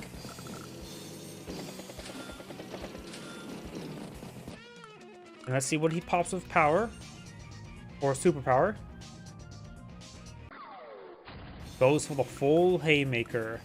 Let's take a quick look. Battlecopter versus tank. It will be a one shot of the power. Possible one shot. With infantry nearby, could... What happens if we switch it to a tank? Possible one shot as well. Battlecopters and tanks have the same combat capability, I always forget. So the power guarantees more like the one shot, so reduces luck, but decreases capability of follow-up. Oh, that's going to be a complete nuke. That's going to be like 300%, isn't it? 250%. You could be at half health and still one-shot the Battlecopter. Going for the comm tower there. Both players have one comm tower at the moment. Artillery piece gets a good strike there. Falls with the tank. Knocks it out. 3-star defense doesn't mean much right now. So the Haymaker's pretty good. How will the Block Rock be? So with Block Rock, the artillery piece will reach this tank. Now it can definitely range the tank without the Block Rock. Let's see. Grim ended the turn with 109,000 versus 74 with 20,000 income. So Grim's ahead for over a turn. And here comes a Block Rock. +2 movement range on all vehicles, not infantry, is now available, which is the key part to this superpower right now. Let's see what happens. Tank. Whoa. Using that increased mobility. Does not one-shot the anti-air, but basically knocks it out. Takes out the infantry. Easily nuke. On planes it gets plus 40% firepower. Stops the capture.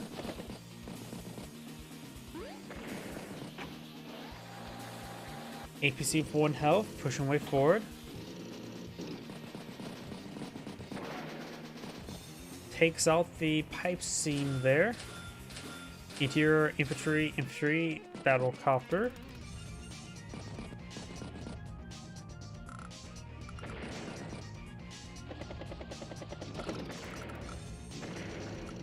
Will not spot the artillery piece. Should be able to take out that infantry unit. No, I suppose the battlecopter can engage the battlecopter. A little bit extra firepower from planes.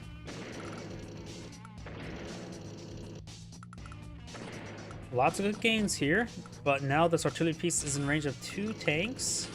Battlecopters, well, not sure how his vision's looking out. Does not see the battlecopter. Does see this battlecopter. Will probably try to take it out. Right now, Jake's at 84,000 plus the day-to-day versus Grim's 100,000. So the day-to-day does even out. But also means Jake's on the back foot.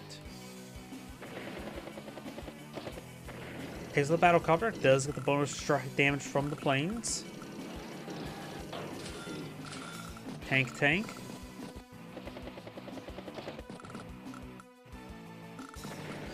Takes out the infantry unit, go and capture it. Black boat repair. Tanks rode down. Recon. I was going to expect the infantry, but recon has blood in the field. Very nice. Jake ended the turn with 100,000. Now Grim has 83,000. Looks like it's going down day to day. Both players punching each other. paying out their each other's day-to-day income. Good strike there. Good finish. Tank does get some great spotting there, and plus inside the forest. Nothing to threaten Tank in there right now. Or Knuckle Dust available, which can be all he really needs. Number of wounded tanks here as well to bully the infantry. Medium tank. I don't know if Grim really needs a medium tank. Light tanks can punch pretty hard. I can understand Neo tank for them because of higher mobility, but I don't know if a medium tank's a great option. Guess we'll find out soon enough.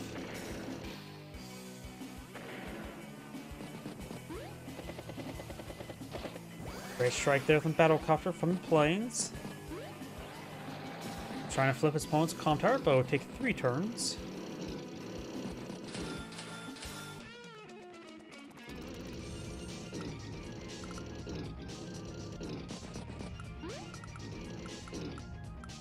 Takes out that recon there, has free reign to capture these properties.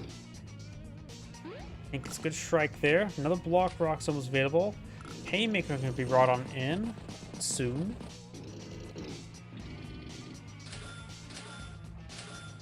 Infantry, tank. And next turn, this healed up ATR may be able to interrupt and stop the capture.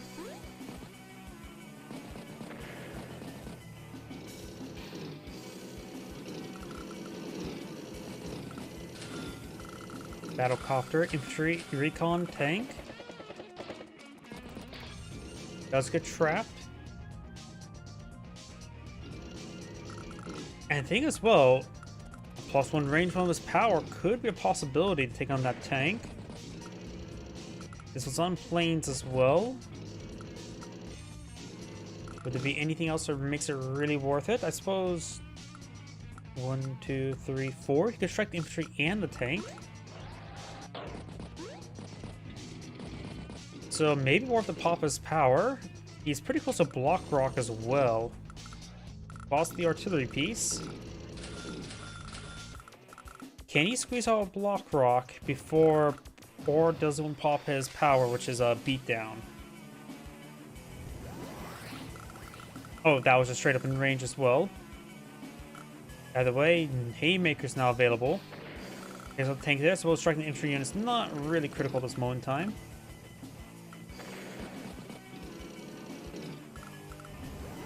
Great strike there. Pops down the block rock.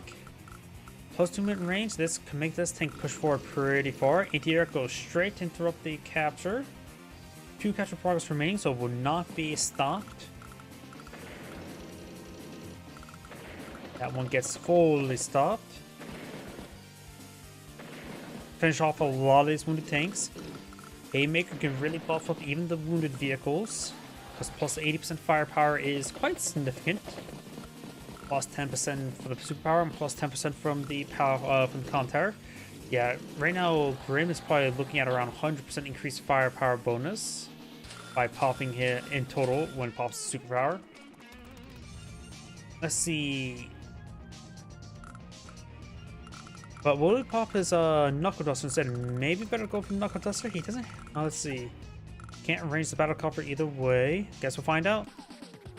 I think Knuckle Duster is probably a better option at this point in time. It gives him a 1-2 punch. A pun intended when it comes to Grim. Nukes the tank. Takes out the tank. Infantry goes down. Knocks out the tank. Recon gets nuked. Gets trapped. And punched. ATR takes out the infantry. Grim has gotten pretty good terrain grounds over here. Interrupts the capture. But it'll be expensive interrupt. Battlecopter, no anti-air to deal with this Battlecopter there. This anti-air will need to rotate up north. Grim also has right now both comm towers, just realized as well. So he was at 110% total power. Or no, that was just Knuckle Duster, not a Haymaker, but still. Gets trapped by a lone tank right there. So yeah, that 2-off tank will go down. Though Grim is losing some forces in the middle.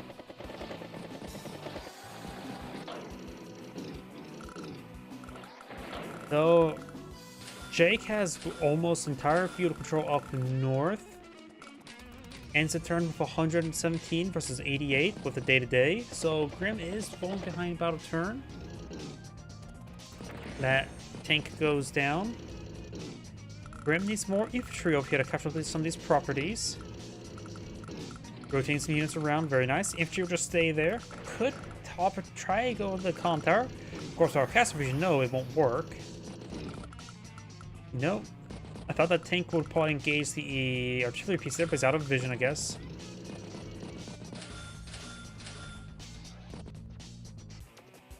He has a second follow-up punch ready to go. Medium tank could take some good damage from these battle copters, though it won't be planes boosted. Let's see how well or poor does a... You know what? Not planes. 30 to 40%, still worth it. Plus there's 2 battle copters for that.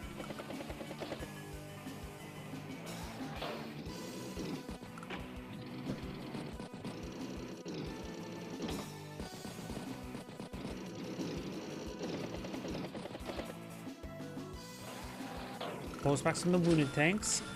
Of course, a couple knuckle dusts are available. Probably pulling back the medium tank to one of these spots wouldn't be half bad. Right now it's 20,000 versus 21,000. One despicable neutral property left on the map, which is being captured now by Grim.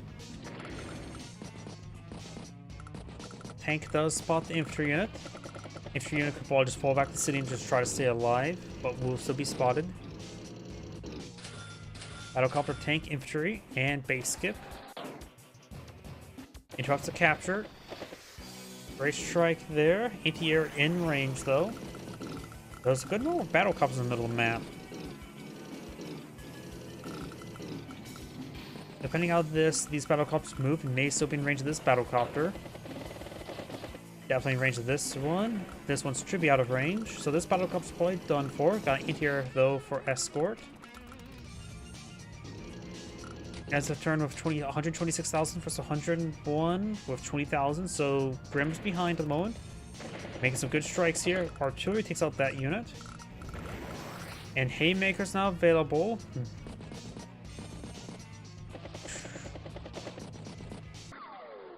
Pops the Haymaker mid-turn. I think a Knuckle Duster would have been adequate at minimum. Don't think a Haymaker... I mean, what more punches can he throw? See some tanks here, but no vision of stuff. Okay, bit of course, visional bug. Takes the recon, and does have vision of the artillery piece. Yeah, more visual bugs, so... Yeah, that's probably a lot more targets than I realized because of the visual bugs.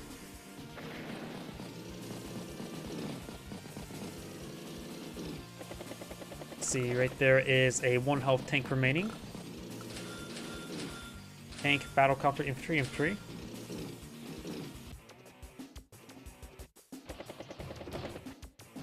Incoming beatdown or block rock.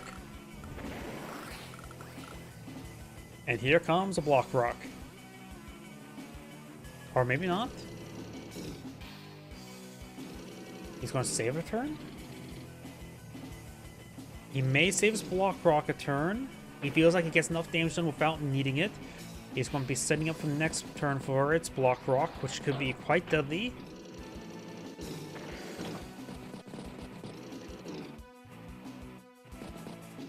He can go for slow units back here with the next turn's block rock. He's supposed to move in range, or a fast unit, give it more range. Goes to a bunch of fast units. If he had that much money stored up, he must have saved up money. Because Neo Tank, Light, Recon, and Tank, that is 3,300. So he must have saved up money last time, wasn't paying attention to that.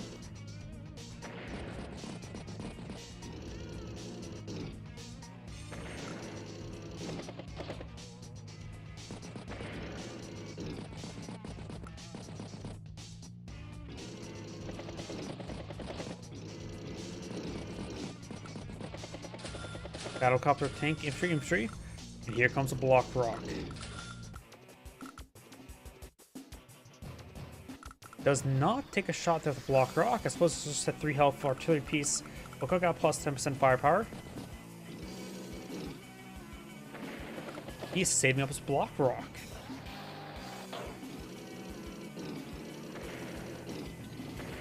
He's making great headway. Nothing to stop all of this. We've got a Grim Battlecopter here. Save us block rock. I was not expecting that. Going for infantry, tanks, Battlecopter.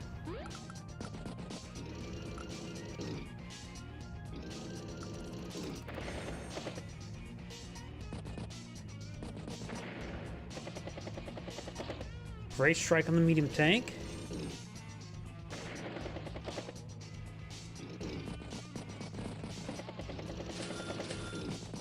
Battlecopter, tank.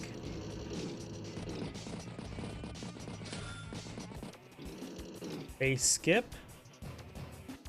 Block rock? No block rock still.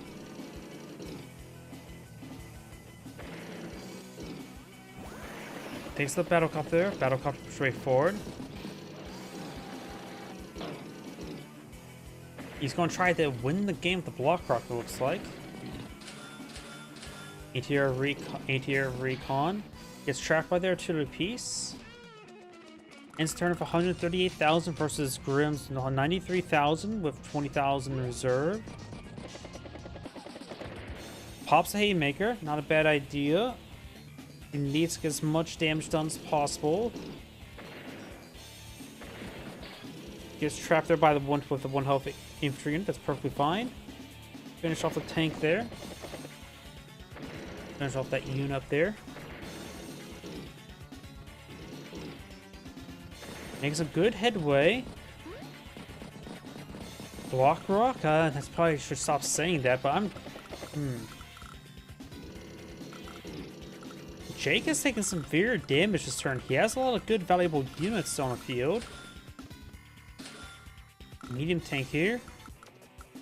He has 100,000 on the field. Let's see what he's going to do.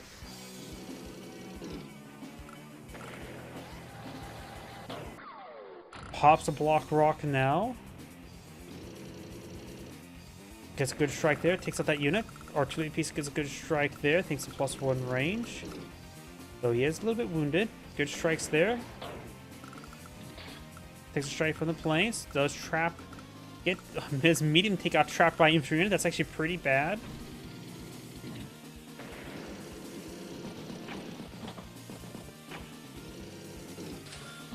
Boost, push way forward, more artillery, tank.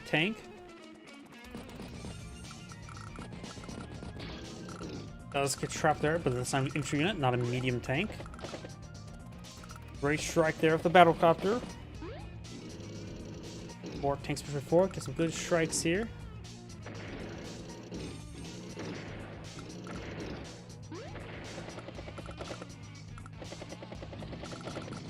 Medium tank push way forward. Still got the Neo tank. It is fully spotted.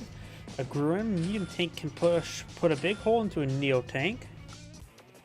Of course, needs a first strike for that, but that goes for any engagement. Piece gets a good strike there. Want to take out the full health Battlecopters first, but this one's out of range to take out this other one. Grim artillery piece is on range. Get some good work done. Interrupts and stops the capture. Neotank strikes there. Another Knuckle Duster available.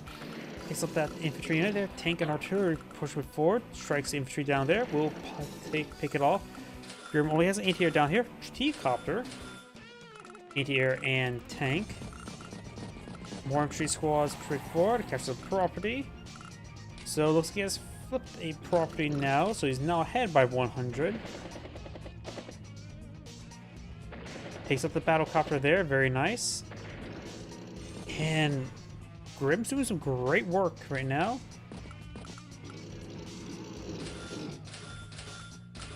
Ends turn of 107,000. Jake will have 108 at the start of his turn with a bit of income. So he is still ahead, only by slightly though. It's coming down to day-to-day income. Takes the Battlecopter. Neo tank just falls back. Loads up the infantry there, and that infantry unit there, a little bit of a boost. Battlecopter Infantry Recon.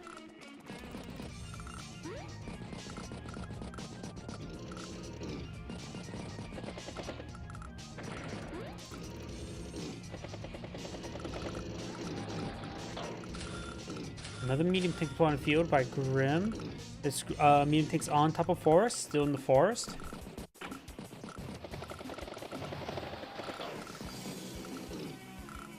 Good strike down there. Recon will find good strike on this infantry unit.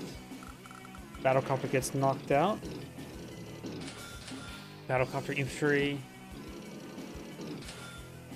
Looks like that capture will be interrupted.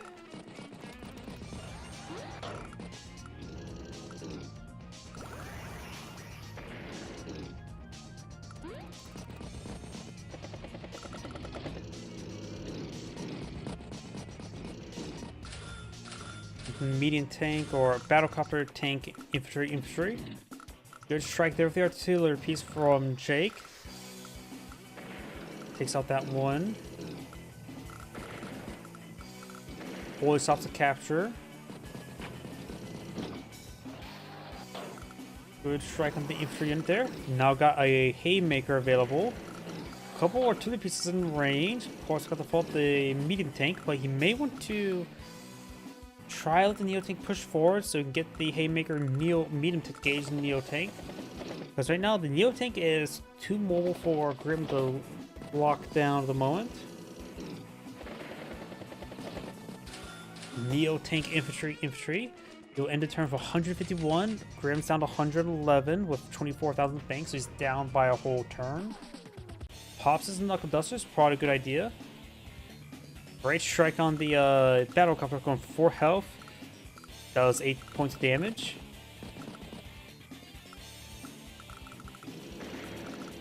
Oh, got some lag in the replay. There's damage there.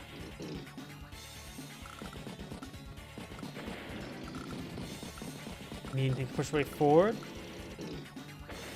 I suppose hiding this medium tank's not really a possibility. We'll get a good strike there.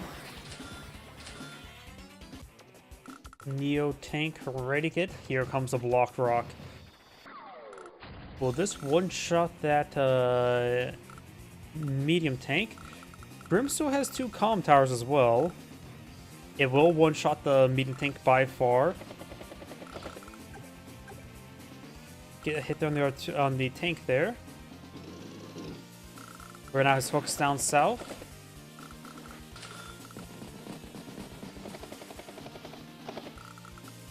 Looks like the got some good strikes there on these 2 units. Is that a vision range or just a vision bug with the replay? If it is actually out of, yep, it was out of vision. He had to use recon there. A little bit of oversight there. Takes it out. That one goes, it's knocked out. I think at this one time Grim is starting to disintegrate. Multiple Neo tanks straight forward. He only has 2 medium tanks field. Grim starting to turn from 92,000 versus opponent's 140.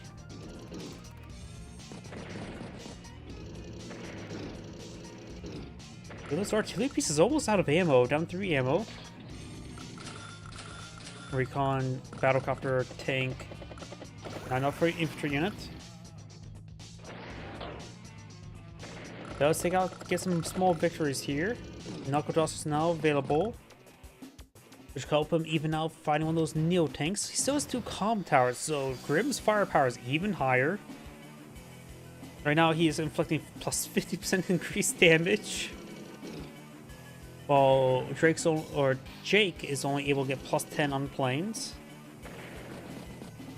Looks like the medium tank is out of vision range at the moment. The APC is almost out of fuel, so it's getting good use out of the APC, that's for sure.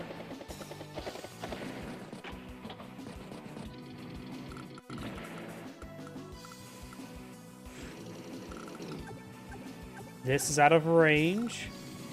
So we're going to probably see a Knuckle Duster medium tank onto Neo tank. But he has, based on this turn, to really turn things around. He's pretty far behind, a turn and a half about. There's the Knuckle Duster. How well does a Knuckle Duster medium tank does versus a Neo tank? Good.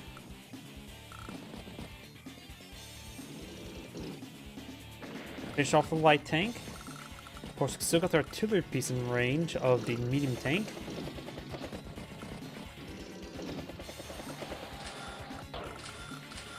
Triple tank. He has 21,000, so he can go just mass triple tank if he wants to. Transport copter here does not unload. Good artillery strike there. Good Neo tank shot there. Medium light tank will take on the medium tank. Meteor should be able to finish off, but probably better just engage one of the infantry units. Though he does not see the medium tank there. Recon, infantry to battle copter. They have property still despicably neutral.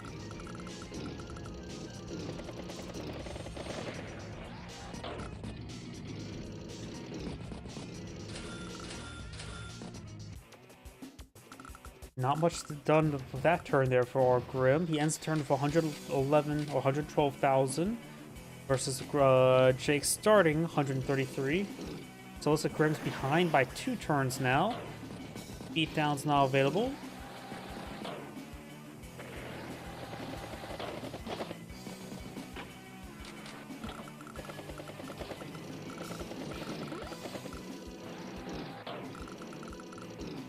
Good strike there. Trap.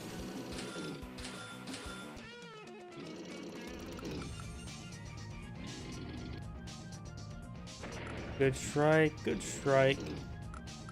Good strike. He's making some headway this turn. The Neo tank has raised the medium tank. And for beatdown, so is the artillery piece. Though vision may be another matter. Battlecopter tank artillery infantry.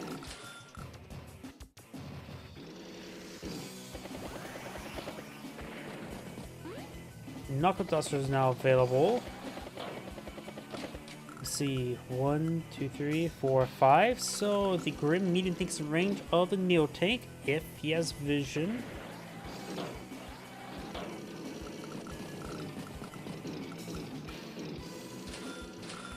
Battlecopter, infantry, tank, and recon. Will we see Knuckle Duster? That's not the button I was expecting. He has hit the resign button, and so Grim has resigned.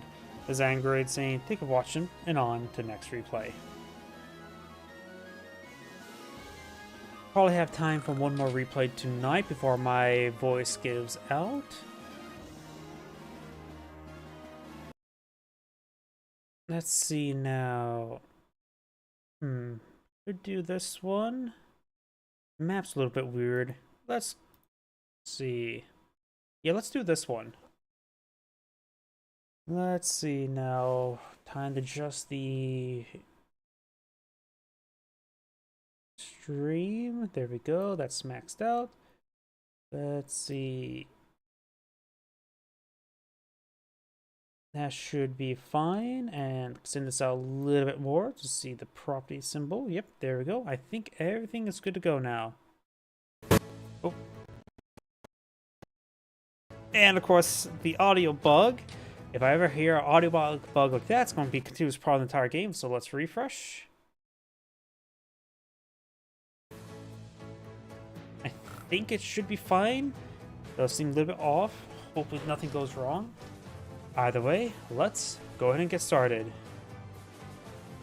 Greetings everyone, and Great here with another Advanced Wars by Web replay. Spawn on the south side as the, was this Jade Sun Drake. We got Ban Joey. Spawn on the north side as the Noir Eclipse Andy. We got Lovi.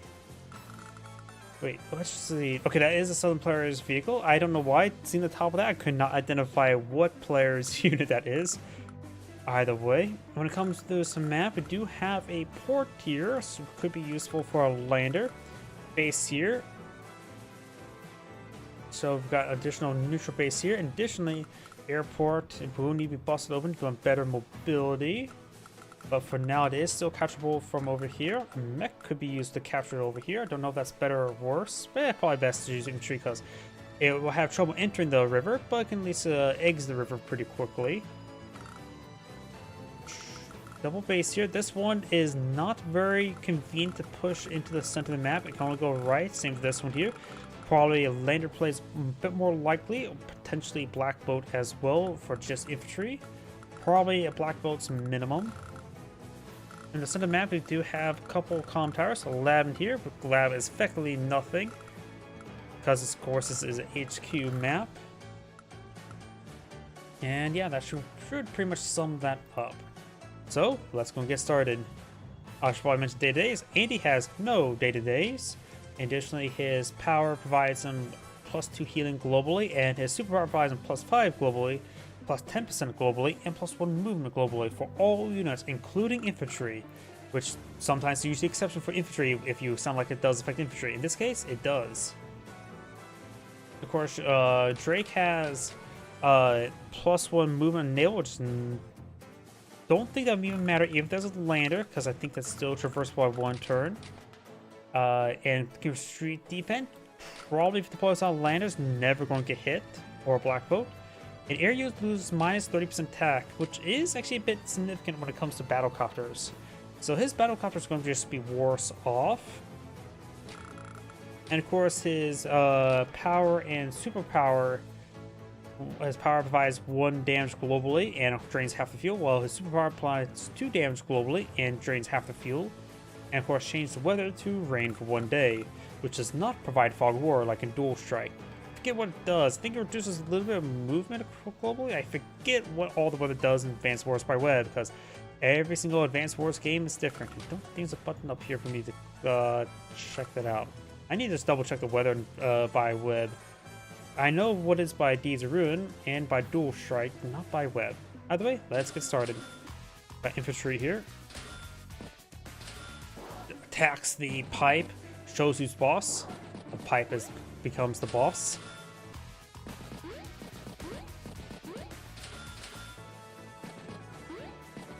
Of course, both players do have a cruise on top of HQ with only 1 health.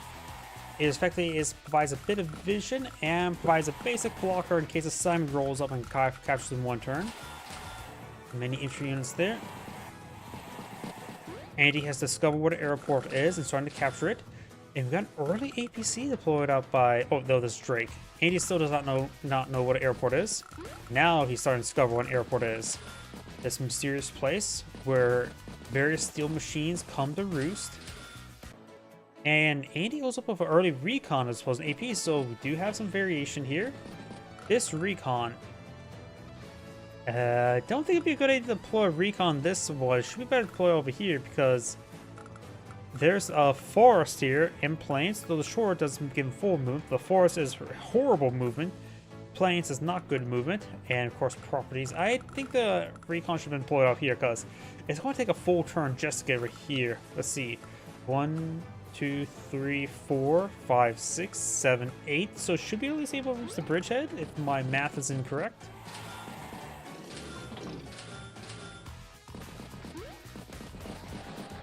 It does.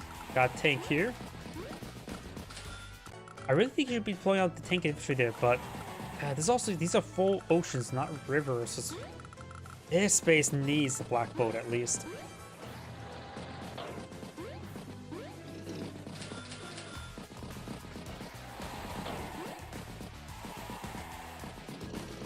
Andy has to deploy out double recon up north. We do have a Drake tank. Drake's ground forces are utterly ordinary, which is perfectly fine. Double recon trying to harass the infantry. It's going to be fighting against Drake, double recon, and tank. This overall is the strong side, projecting rightwards. After all, you've got 2 bases here that are force fed over here, so this is going to be the strong side. Can you go up north over here? There is a river in the way. And this is the weak side. And also has a slower start as well. Airport now obtained. Another tank. It is so hard to see Nor Eclipse units.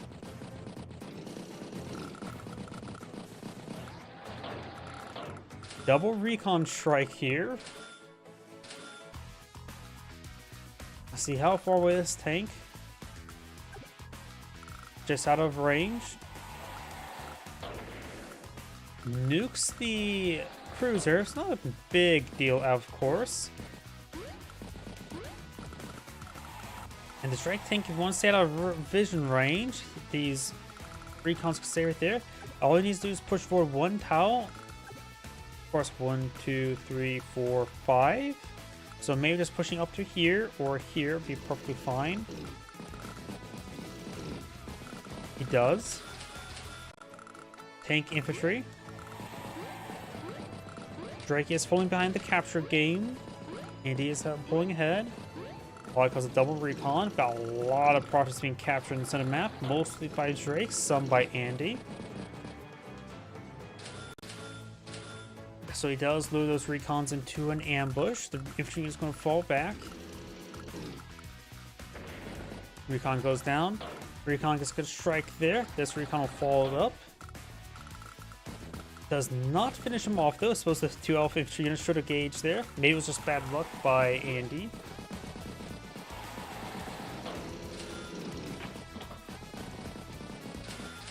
Anti-air, APC infantry.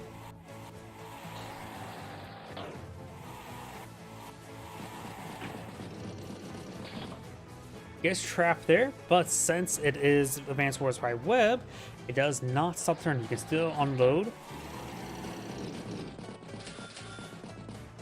Artillery piece, infantry, tank.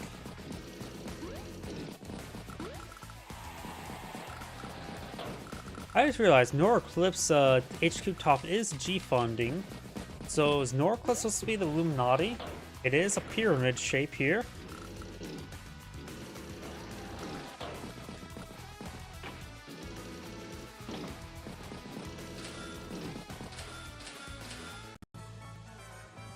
Battle cop now pulled out by Andy. He's discovering what an airport is. This must be the clone Andy. The second one. Because apparently they had to do it twice.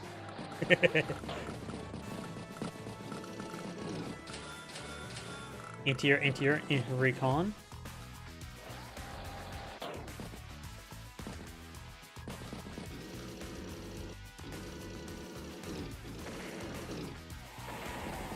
There's strikes up here. Andy has triple tank.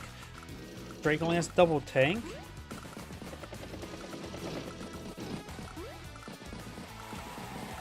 Comm towers catching both sides. Let's give me more as I open up my other drink. You may hear a bit of a sound. My apologies.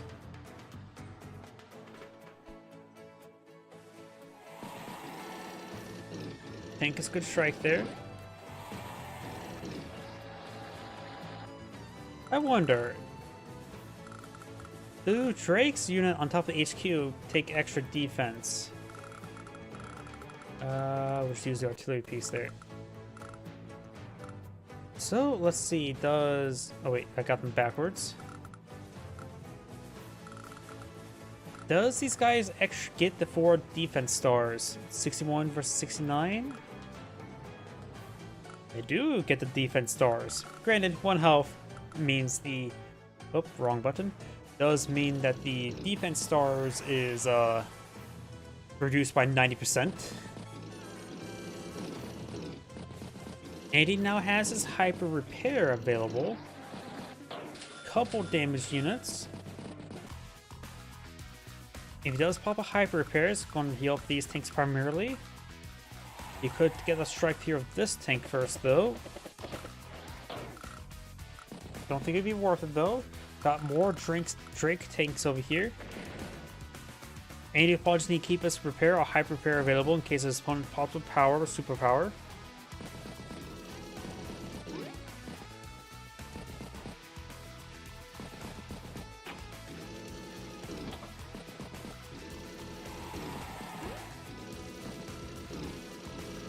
Pulls back those tanks, very nice.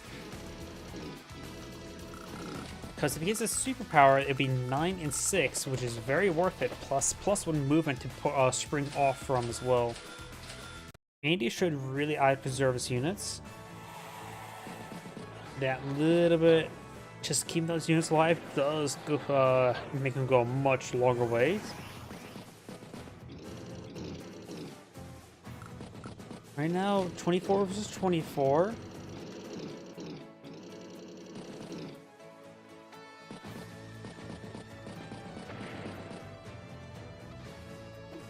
If Drake wants to deny Andy his superpower, he could pop his regular power, try to convince him to go for it earlier. Can say that'd be a great option.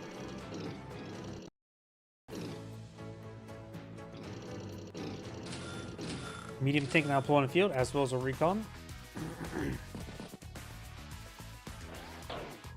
Good strikes on that APC, knocking it out. Trying to flip some properties and capture that one. Nothing to stop this property being flipped, looks like.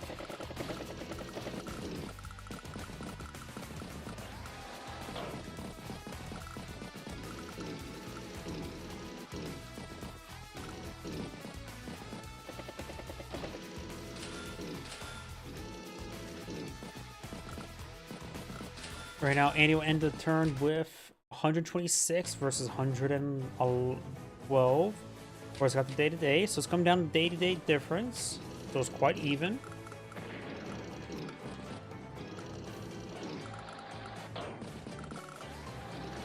And Andy has popped out a Neo tank. Wait, is the Norcliff supposed to be like the Mafia? Because those look like Thompsons, aren't they? I am not sure. I need to take a look at all the names, all the colors. And they do have references to what, but I think the Norcliffs maybe Mafia.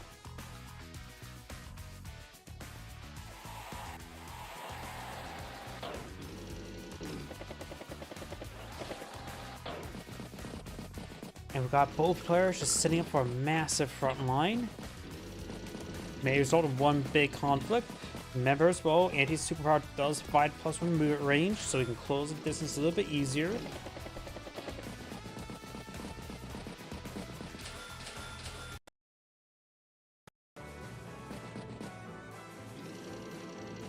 Okay, so strikes down south. Andy does have a decent economic advantage by 3,000. So got one despicable neutral property up north.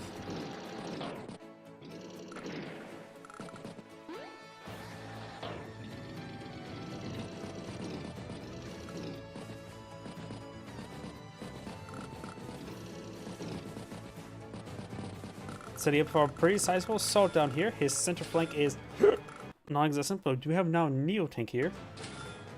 And also receiving some sound bugs. My apologies for that. Neo tank takes out the recon. We may see a tsunami or typhoon next turn. It doesn't matter if he pops at the start or end of the turn. Of course, Andy can repair it up with his hyper repair and hyper upgrade as well.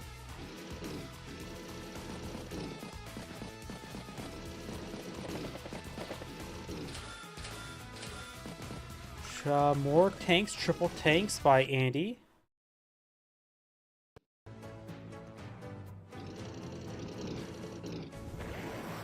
And Andy's hyper upgrades now available.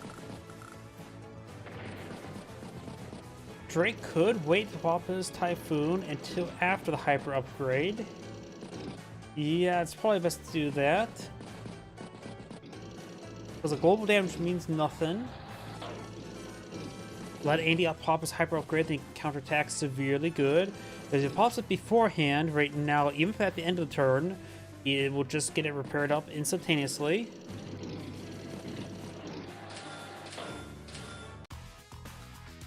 And Andy could try edging his way forward without popping his hyper upgrade. Let's see what he does.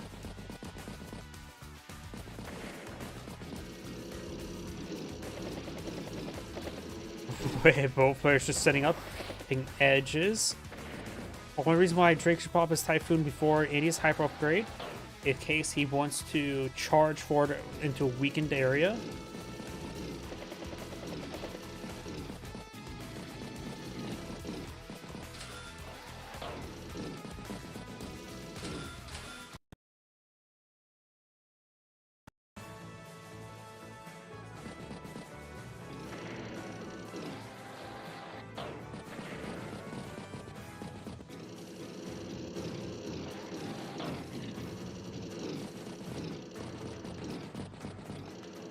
Repositioning once more. Got one big conflict trying to be eyed. Medium tank infantry recon. It's just a bit of a stall fest. Who's going to crack first? And he has more. I don't know. Plus one movement range is nice. Drake can soften up. I think Andy's able to push forward better of his superpower. Of course, Drake has the better counterattack at this rate. So it's probably going to be Andy pops the hyper upgrade to push forward, and Drake's going to counterattack. Both sides are stockpiling massive forces and resources. Up to 111,000 versus 175. And he pops his superpower. So I'll effectively do 40,000 damage immediately off the back, which can instantly be repaired. Let's see if he can crack through Andy this turn, because he has to do severe damage. He has no... Because Andy will just equalize it next turn, and then some.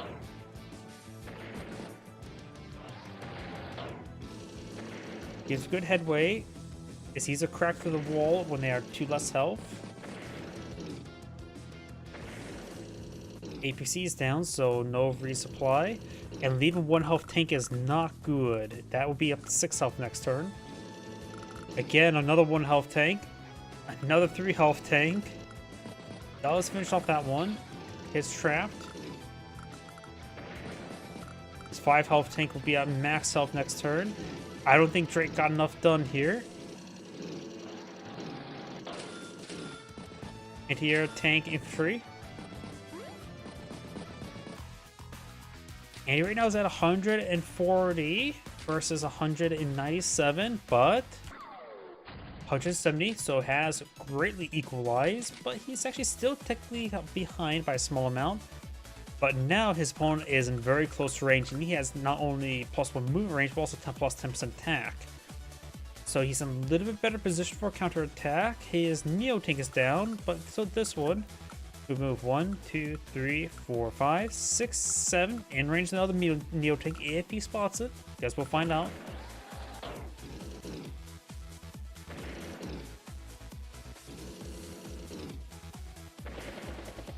A lot of visual bugs.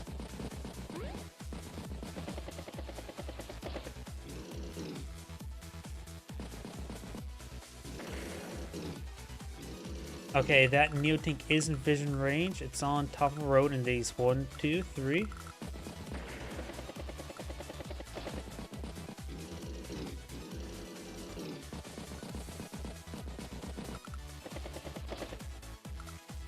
Good strike there.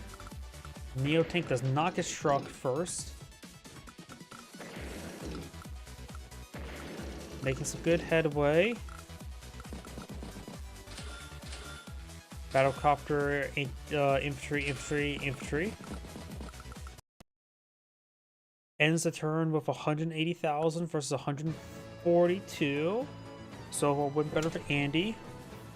Drake should be able to get the first shot on his opponent's Neo Tank, and his artillery piece is in range. Overall, Andy has a massive force here, as my sound is bugging out. My apologies. Does capture property there. Andy's been ahead this entire time, but all this neutral property is now captured, barring the slab.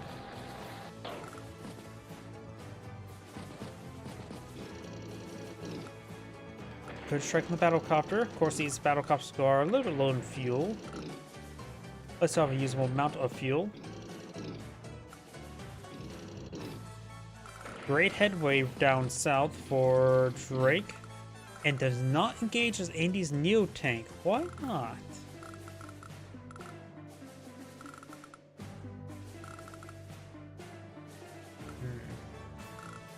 Of course, he does have right now +20, +10 additional firepower. I guess that's the reason why. He's also slightly wounded. Maybe didn't think it was a good enough trade. Because counterattack would have been likely. Medium tank recon infantry.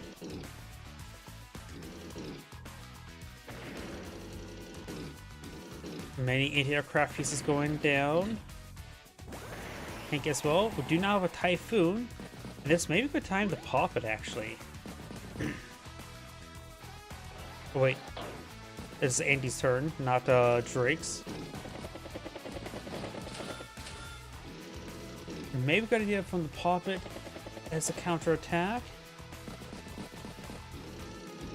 So the following turn, probably a Hyper Repair will be available.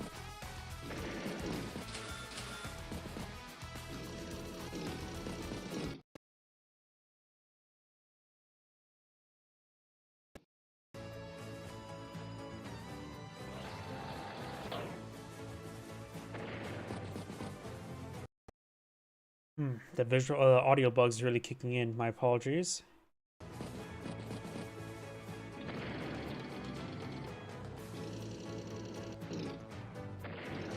Good strike there. And here does take out the Battlecopter. We do now have a Hyper Repair available. Even if Drake gets this superpower, it may not be a good idea to pop at the end of his turn, so his opponent just repaired up of his regular power.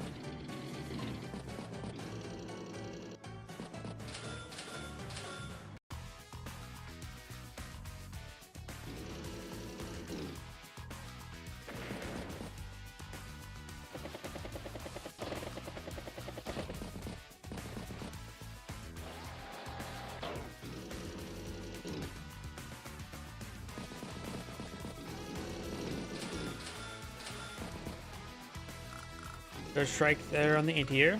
We'll finish it off. Typhoon's now available, but he can't pop it unless he's going to push forward on that turn.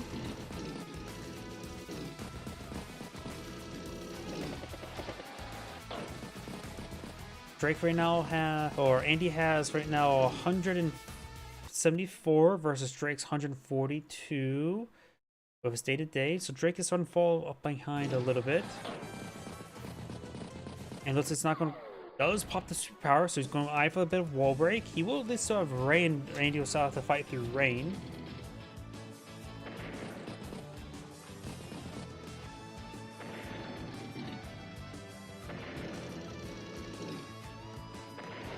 Get some good damage there.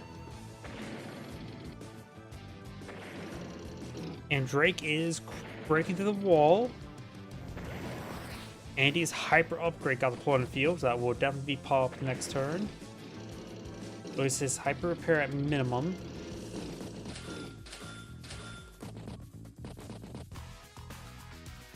And Andy's actually down to 122. And of course, repairs imminent. He's waiting a turn? I think he's trying to get or take some damage to get the repairs. Yep, he did. Now it's 145. Great shot there by Neo Tank. Regular Tank engage. Oh yeah, the rain definitely slowed down these units quite a bit. 1, 2, 3, 4, 5.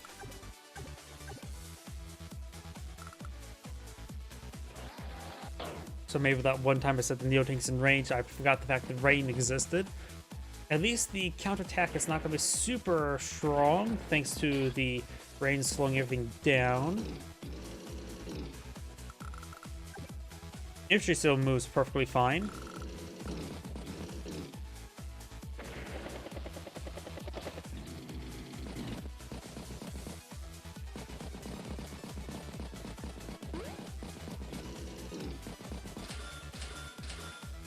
Tank, tank, tank.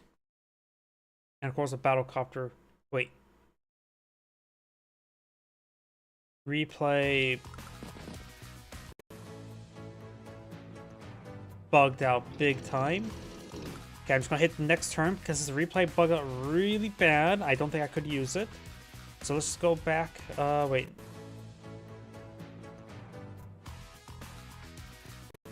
Yeah, it bugs out that turn. We have to continue next turn because it's... I don't think this is legible whatsoever. I'm just going to quickly go through it. Oh wait, no, that's a superpower. I'm already screwing up the replay even more.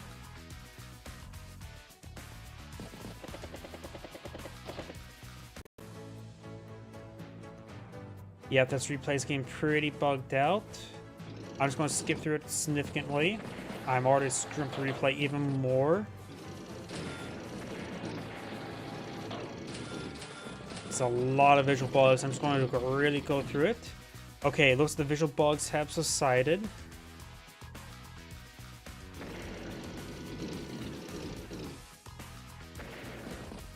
Sometimes these visual bugs happen, and I'd rather not restart the replay.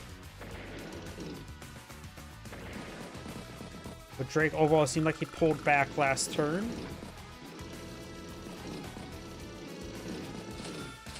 Tank infantry or neo tank infantry.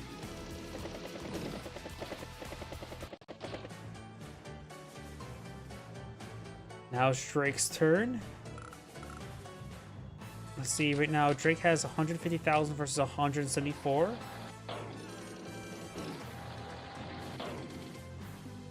Great strike there.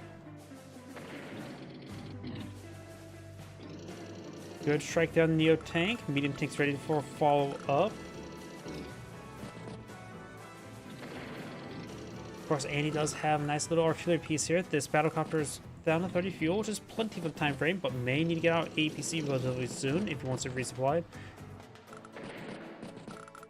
Drake has pulled out a transport copter. Medium tank and infantry as well. Andy could possibly eye a hyper repair this turn.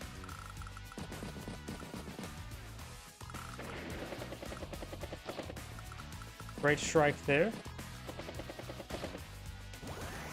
There as well. Hyper repair. He does actually pop the hyper repair, allowing his Neo tank get a little extra health going. Additionally, +10 global. Takes out that Neo tank there. His next Neo tank one-shots the Neo or medium tank there. Artillery piece knocked out. Falls with a good strike there. Tank on the flank. Artillery piece goes down. And here, finish off the light tank.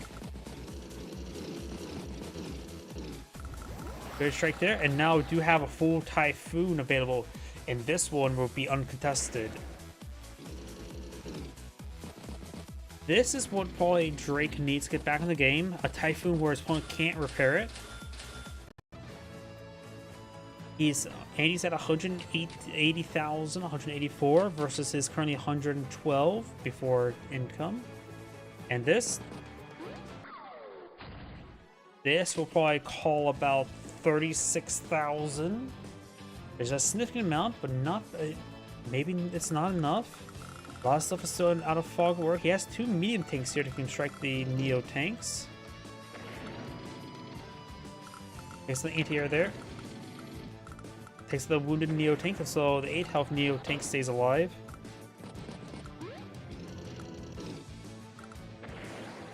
Good shot there. Is trapped.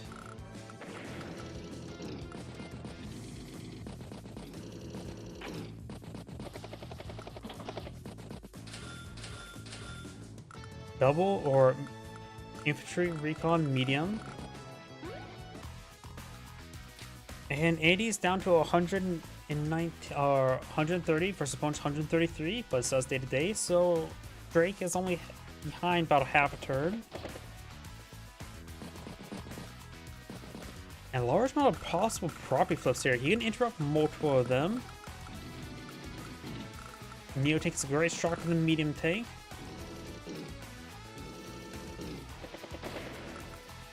Drake's also behind a little bit in income. Another Neo tank pushed right forward, trying to flip some properties, but take 2 extra turn or an extra turn.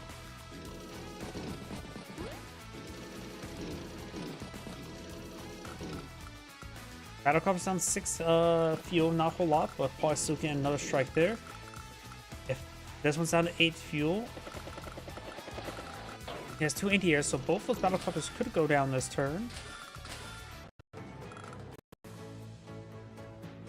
136 versus 106 with 25,000, so looks like Drake is behind battle turn now. Interrupts the capture, stops the capture. Did flip 1 property, so the income is very similar at the moment, if not the same.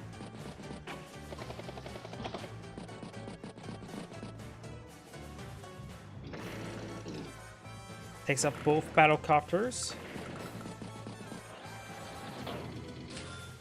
Neo tank, infantry. Medium tank could get a strike on the Neo tank. Decides to fall back.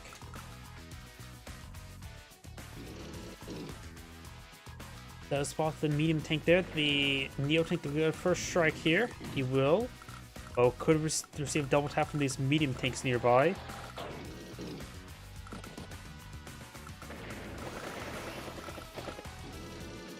Hyper repair now available.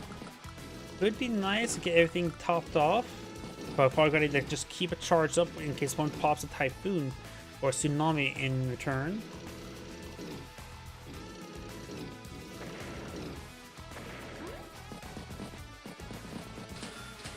Artillery, battlecopter, infantry.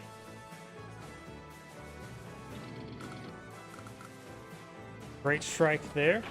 Loads on up. Does make its way over here. Collecting 2 properties. Right now their income is equal. Takes out the Neo tank. And probably may see a hyper upgrade next turn. Of course, the tsunami does not activate rain for a turn.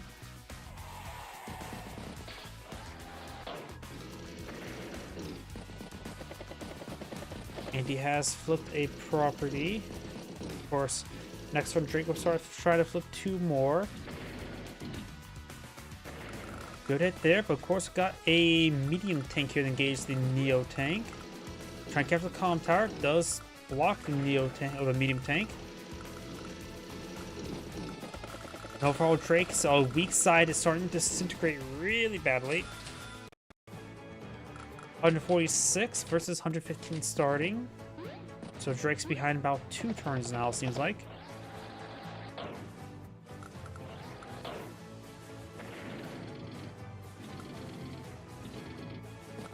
Medium tank's pushed right forward against the repairs on the way. Neo tank there. It does have possibly a good flank going.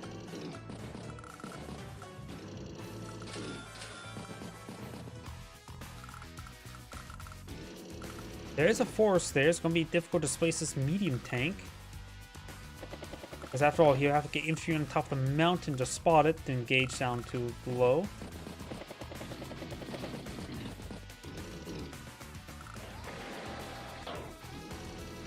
Gets trapped there.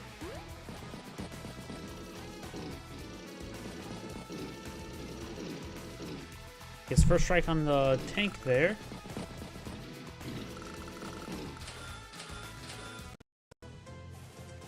Drake's turn. It's not looking good for Drake, to say the least. Neo tank on Neo tank on open plains. Pops the power. Not sure what the power is supposed to do. He sees the hyper upgrade. Try to get a little bit of damage going. Even odds with the counterattack. A lot of wounded units can get healed on up, that's for sure. Makes some good headway against multiple units. Cleans up everything there. Okay.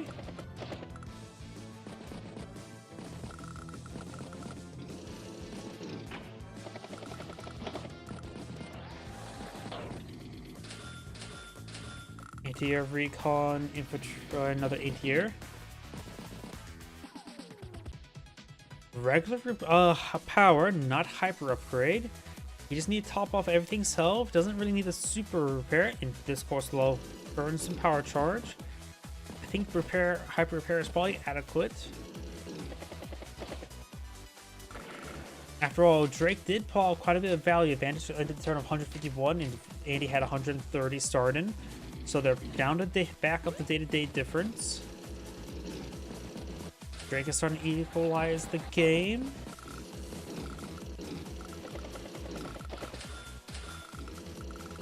Tank, anti-air, tank.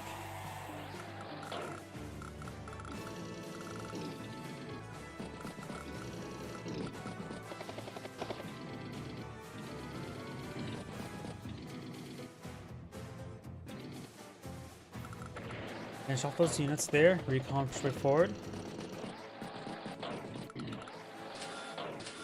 tank, infantry, neo tank, I should say.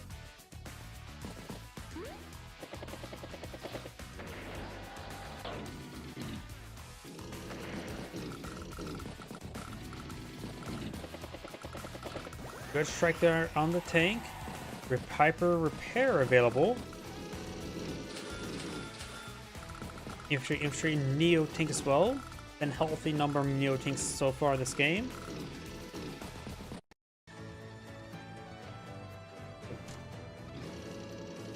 And here takes out the battlecopter. Still got quite a few forces down here by Andy. Good strike there on the battlecopter. Neo tank engages the tank.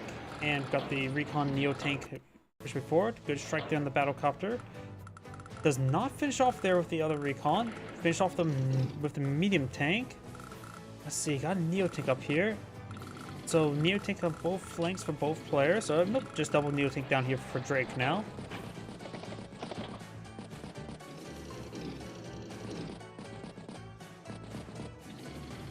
If Andy pops his power, superpower, Drake could counterattack with his power.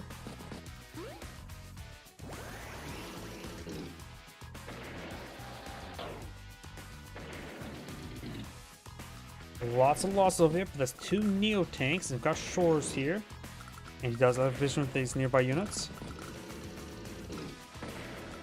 Two medium tanks here, which appears to be out of vision range. Nope, that's light tank should be able to see them both.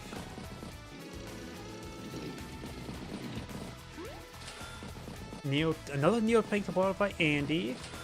There's a lot of heavy armor this game. It's not Jess and Jake, it's Drake and Andy.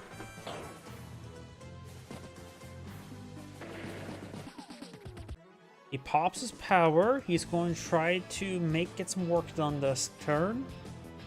Let's see what he gets done. Does not interrupt the capture, nor that one, or superpower's not available. He needs to finish off these units, so this infantry unit will get hyper upgraded, but it'll be at 6. Not captured for the property. Great shots there. Finish off that unit. Does not. Does.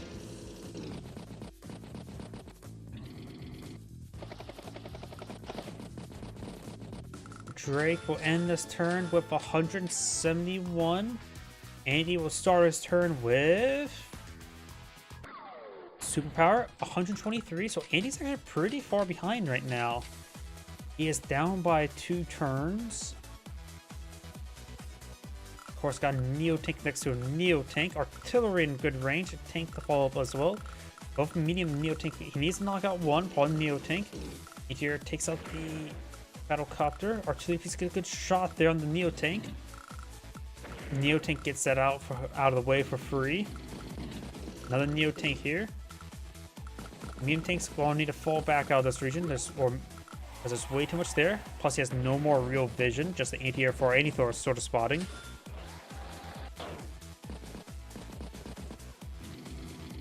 Neo tank gotta be a bit careful because there's 2 neo tanks down here.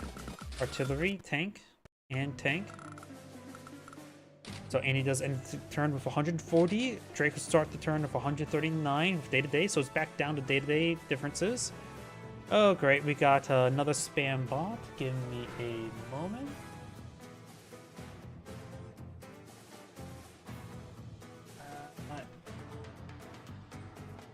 I got to turn off my key binds, rebinds.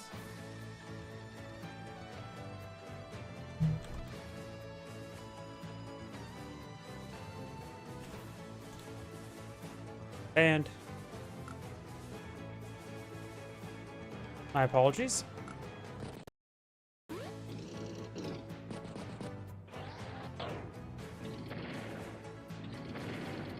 Great strikes there. Does now spot the neo tank on top of the forest, and his neo tank clean up everything else there. Neo tank next neo tank is going to be more in favor towards the neo tank. And got 2 medium tanks here, so Drake has great presence out here. This is, of course, a weak side for Drake up here, in which the medium tanks need to fall back. Good job getting as much distance as possible. And Drake is behind by 4 properties. Anti-air tank. Neo-tank on Neo-tank violence. Tank will fall from a good shot there. Neo-tank's migrating down south for the winter. But there's no Olaf.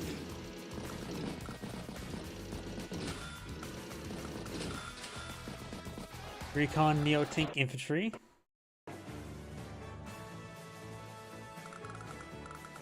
Medium tank should be able, punch through that tank, allow the Neo-tank gaze Neo-tank.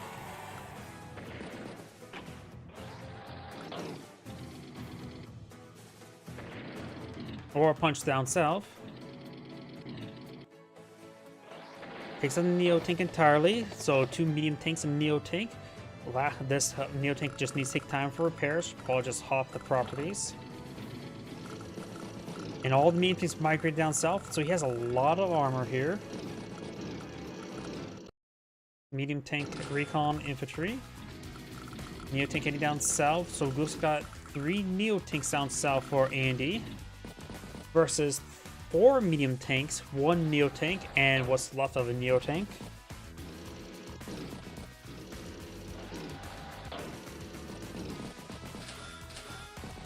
This game could still go either way.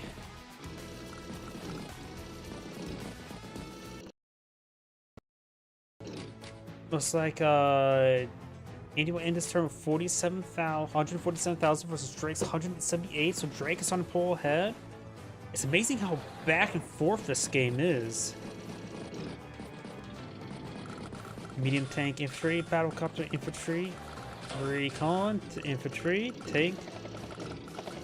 Spots the recon there, who's down to 9 fuel. So soon that recon's going to be soon to be dead and knocked water. Gets on top of property, and Neo-tank one-shots, and Andy backs out of the game. Wow. I don't know, maybe this is too early for Andy to surrender, but it feels like the game could have still gone either way, honestly, based on how these players are fighting. This is Angerade saying, thank you for watching, and on to the next replay. As I mentioned beforehand, this shall be my last replay tonight, so everyone,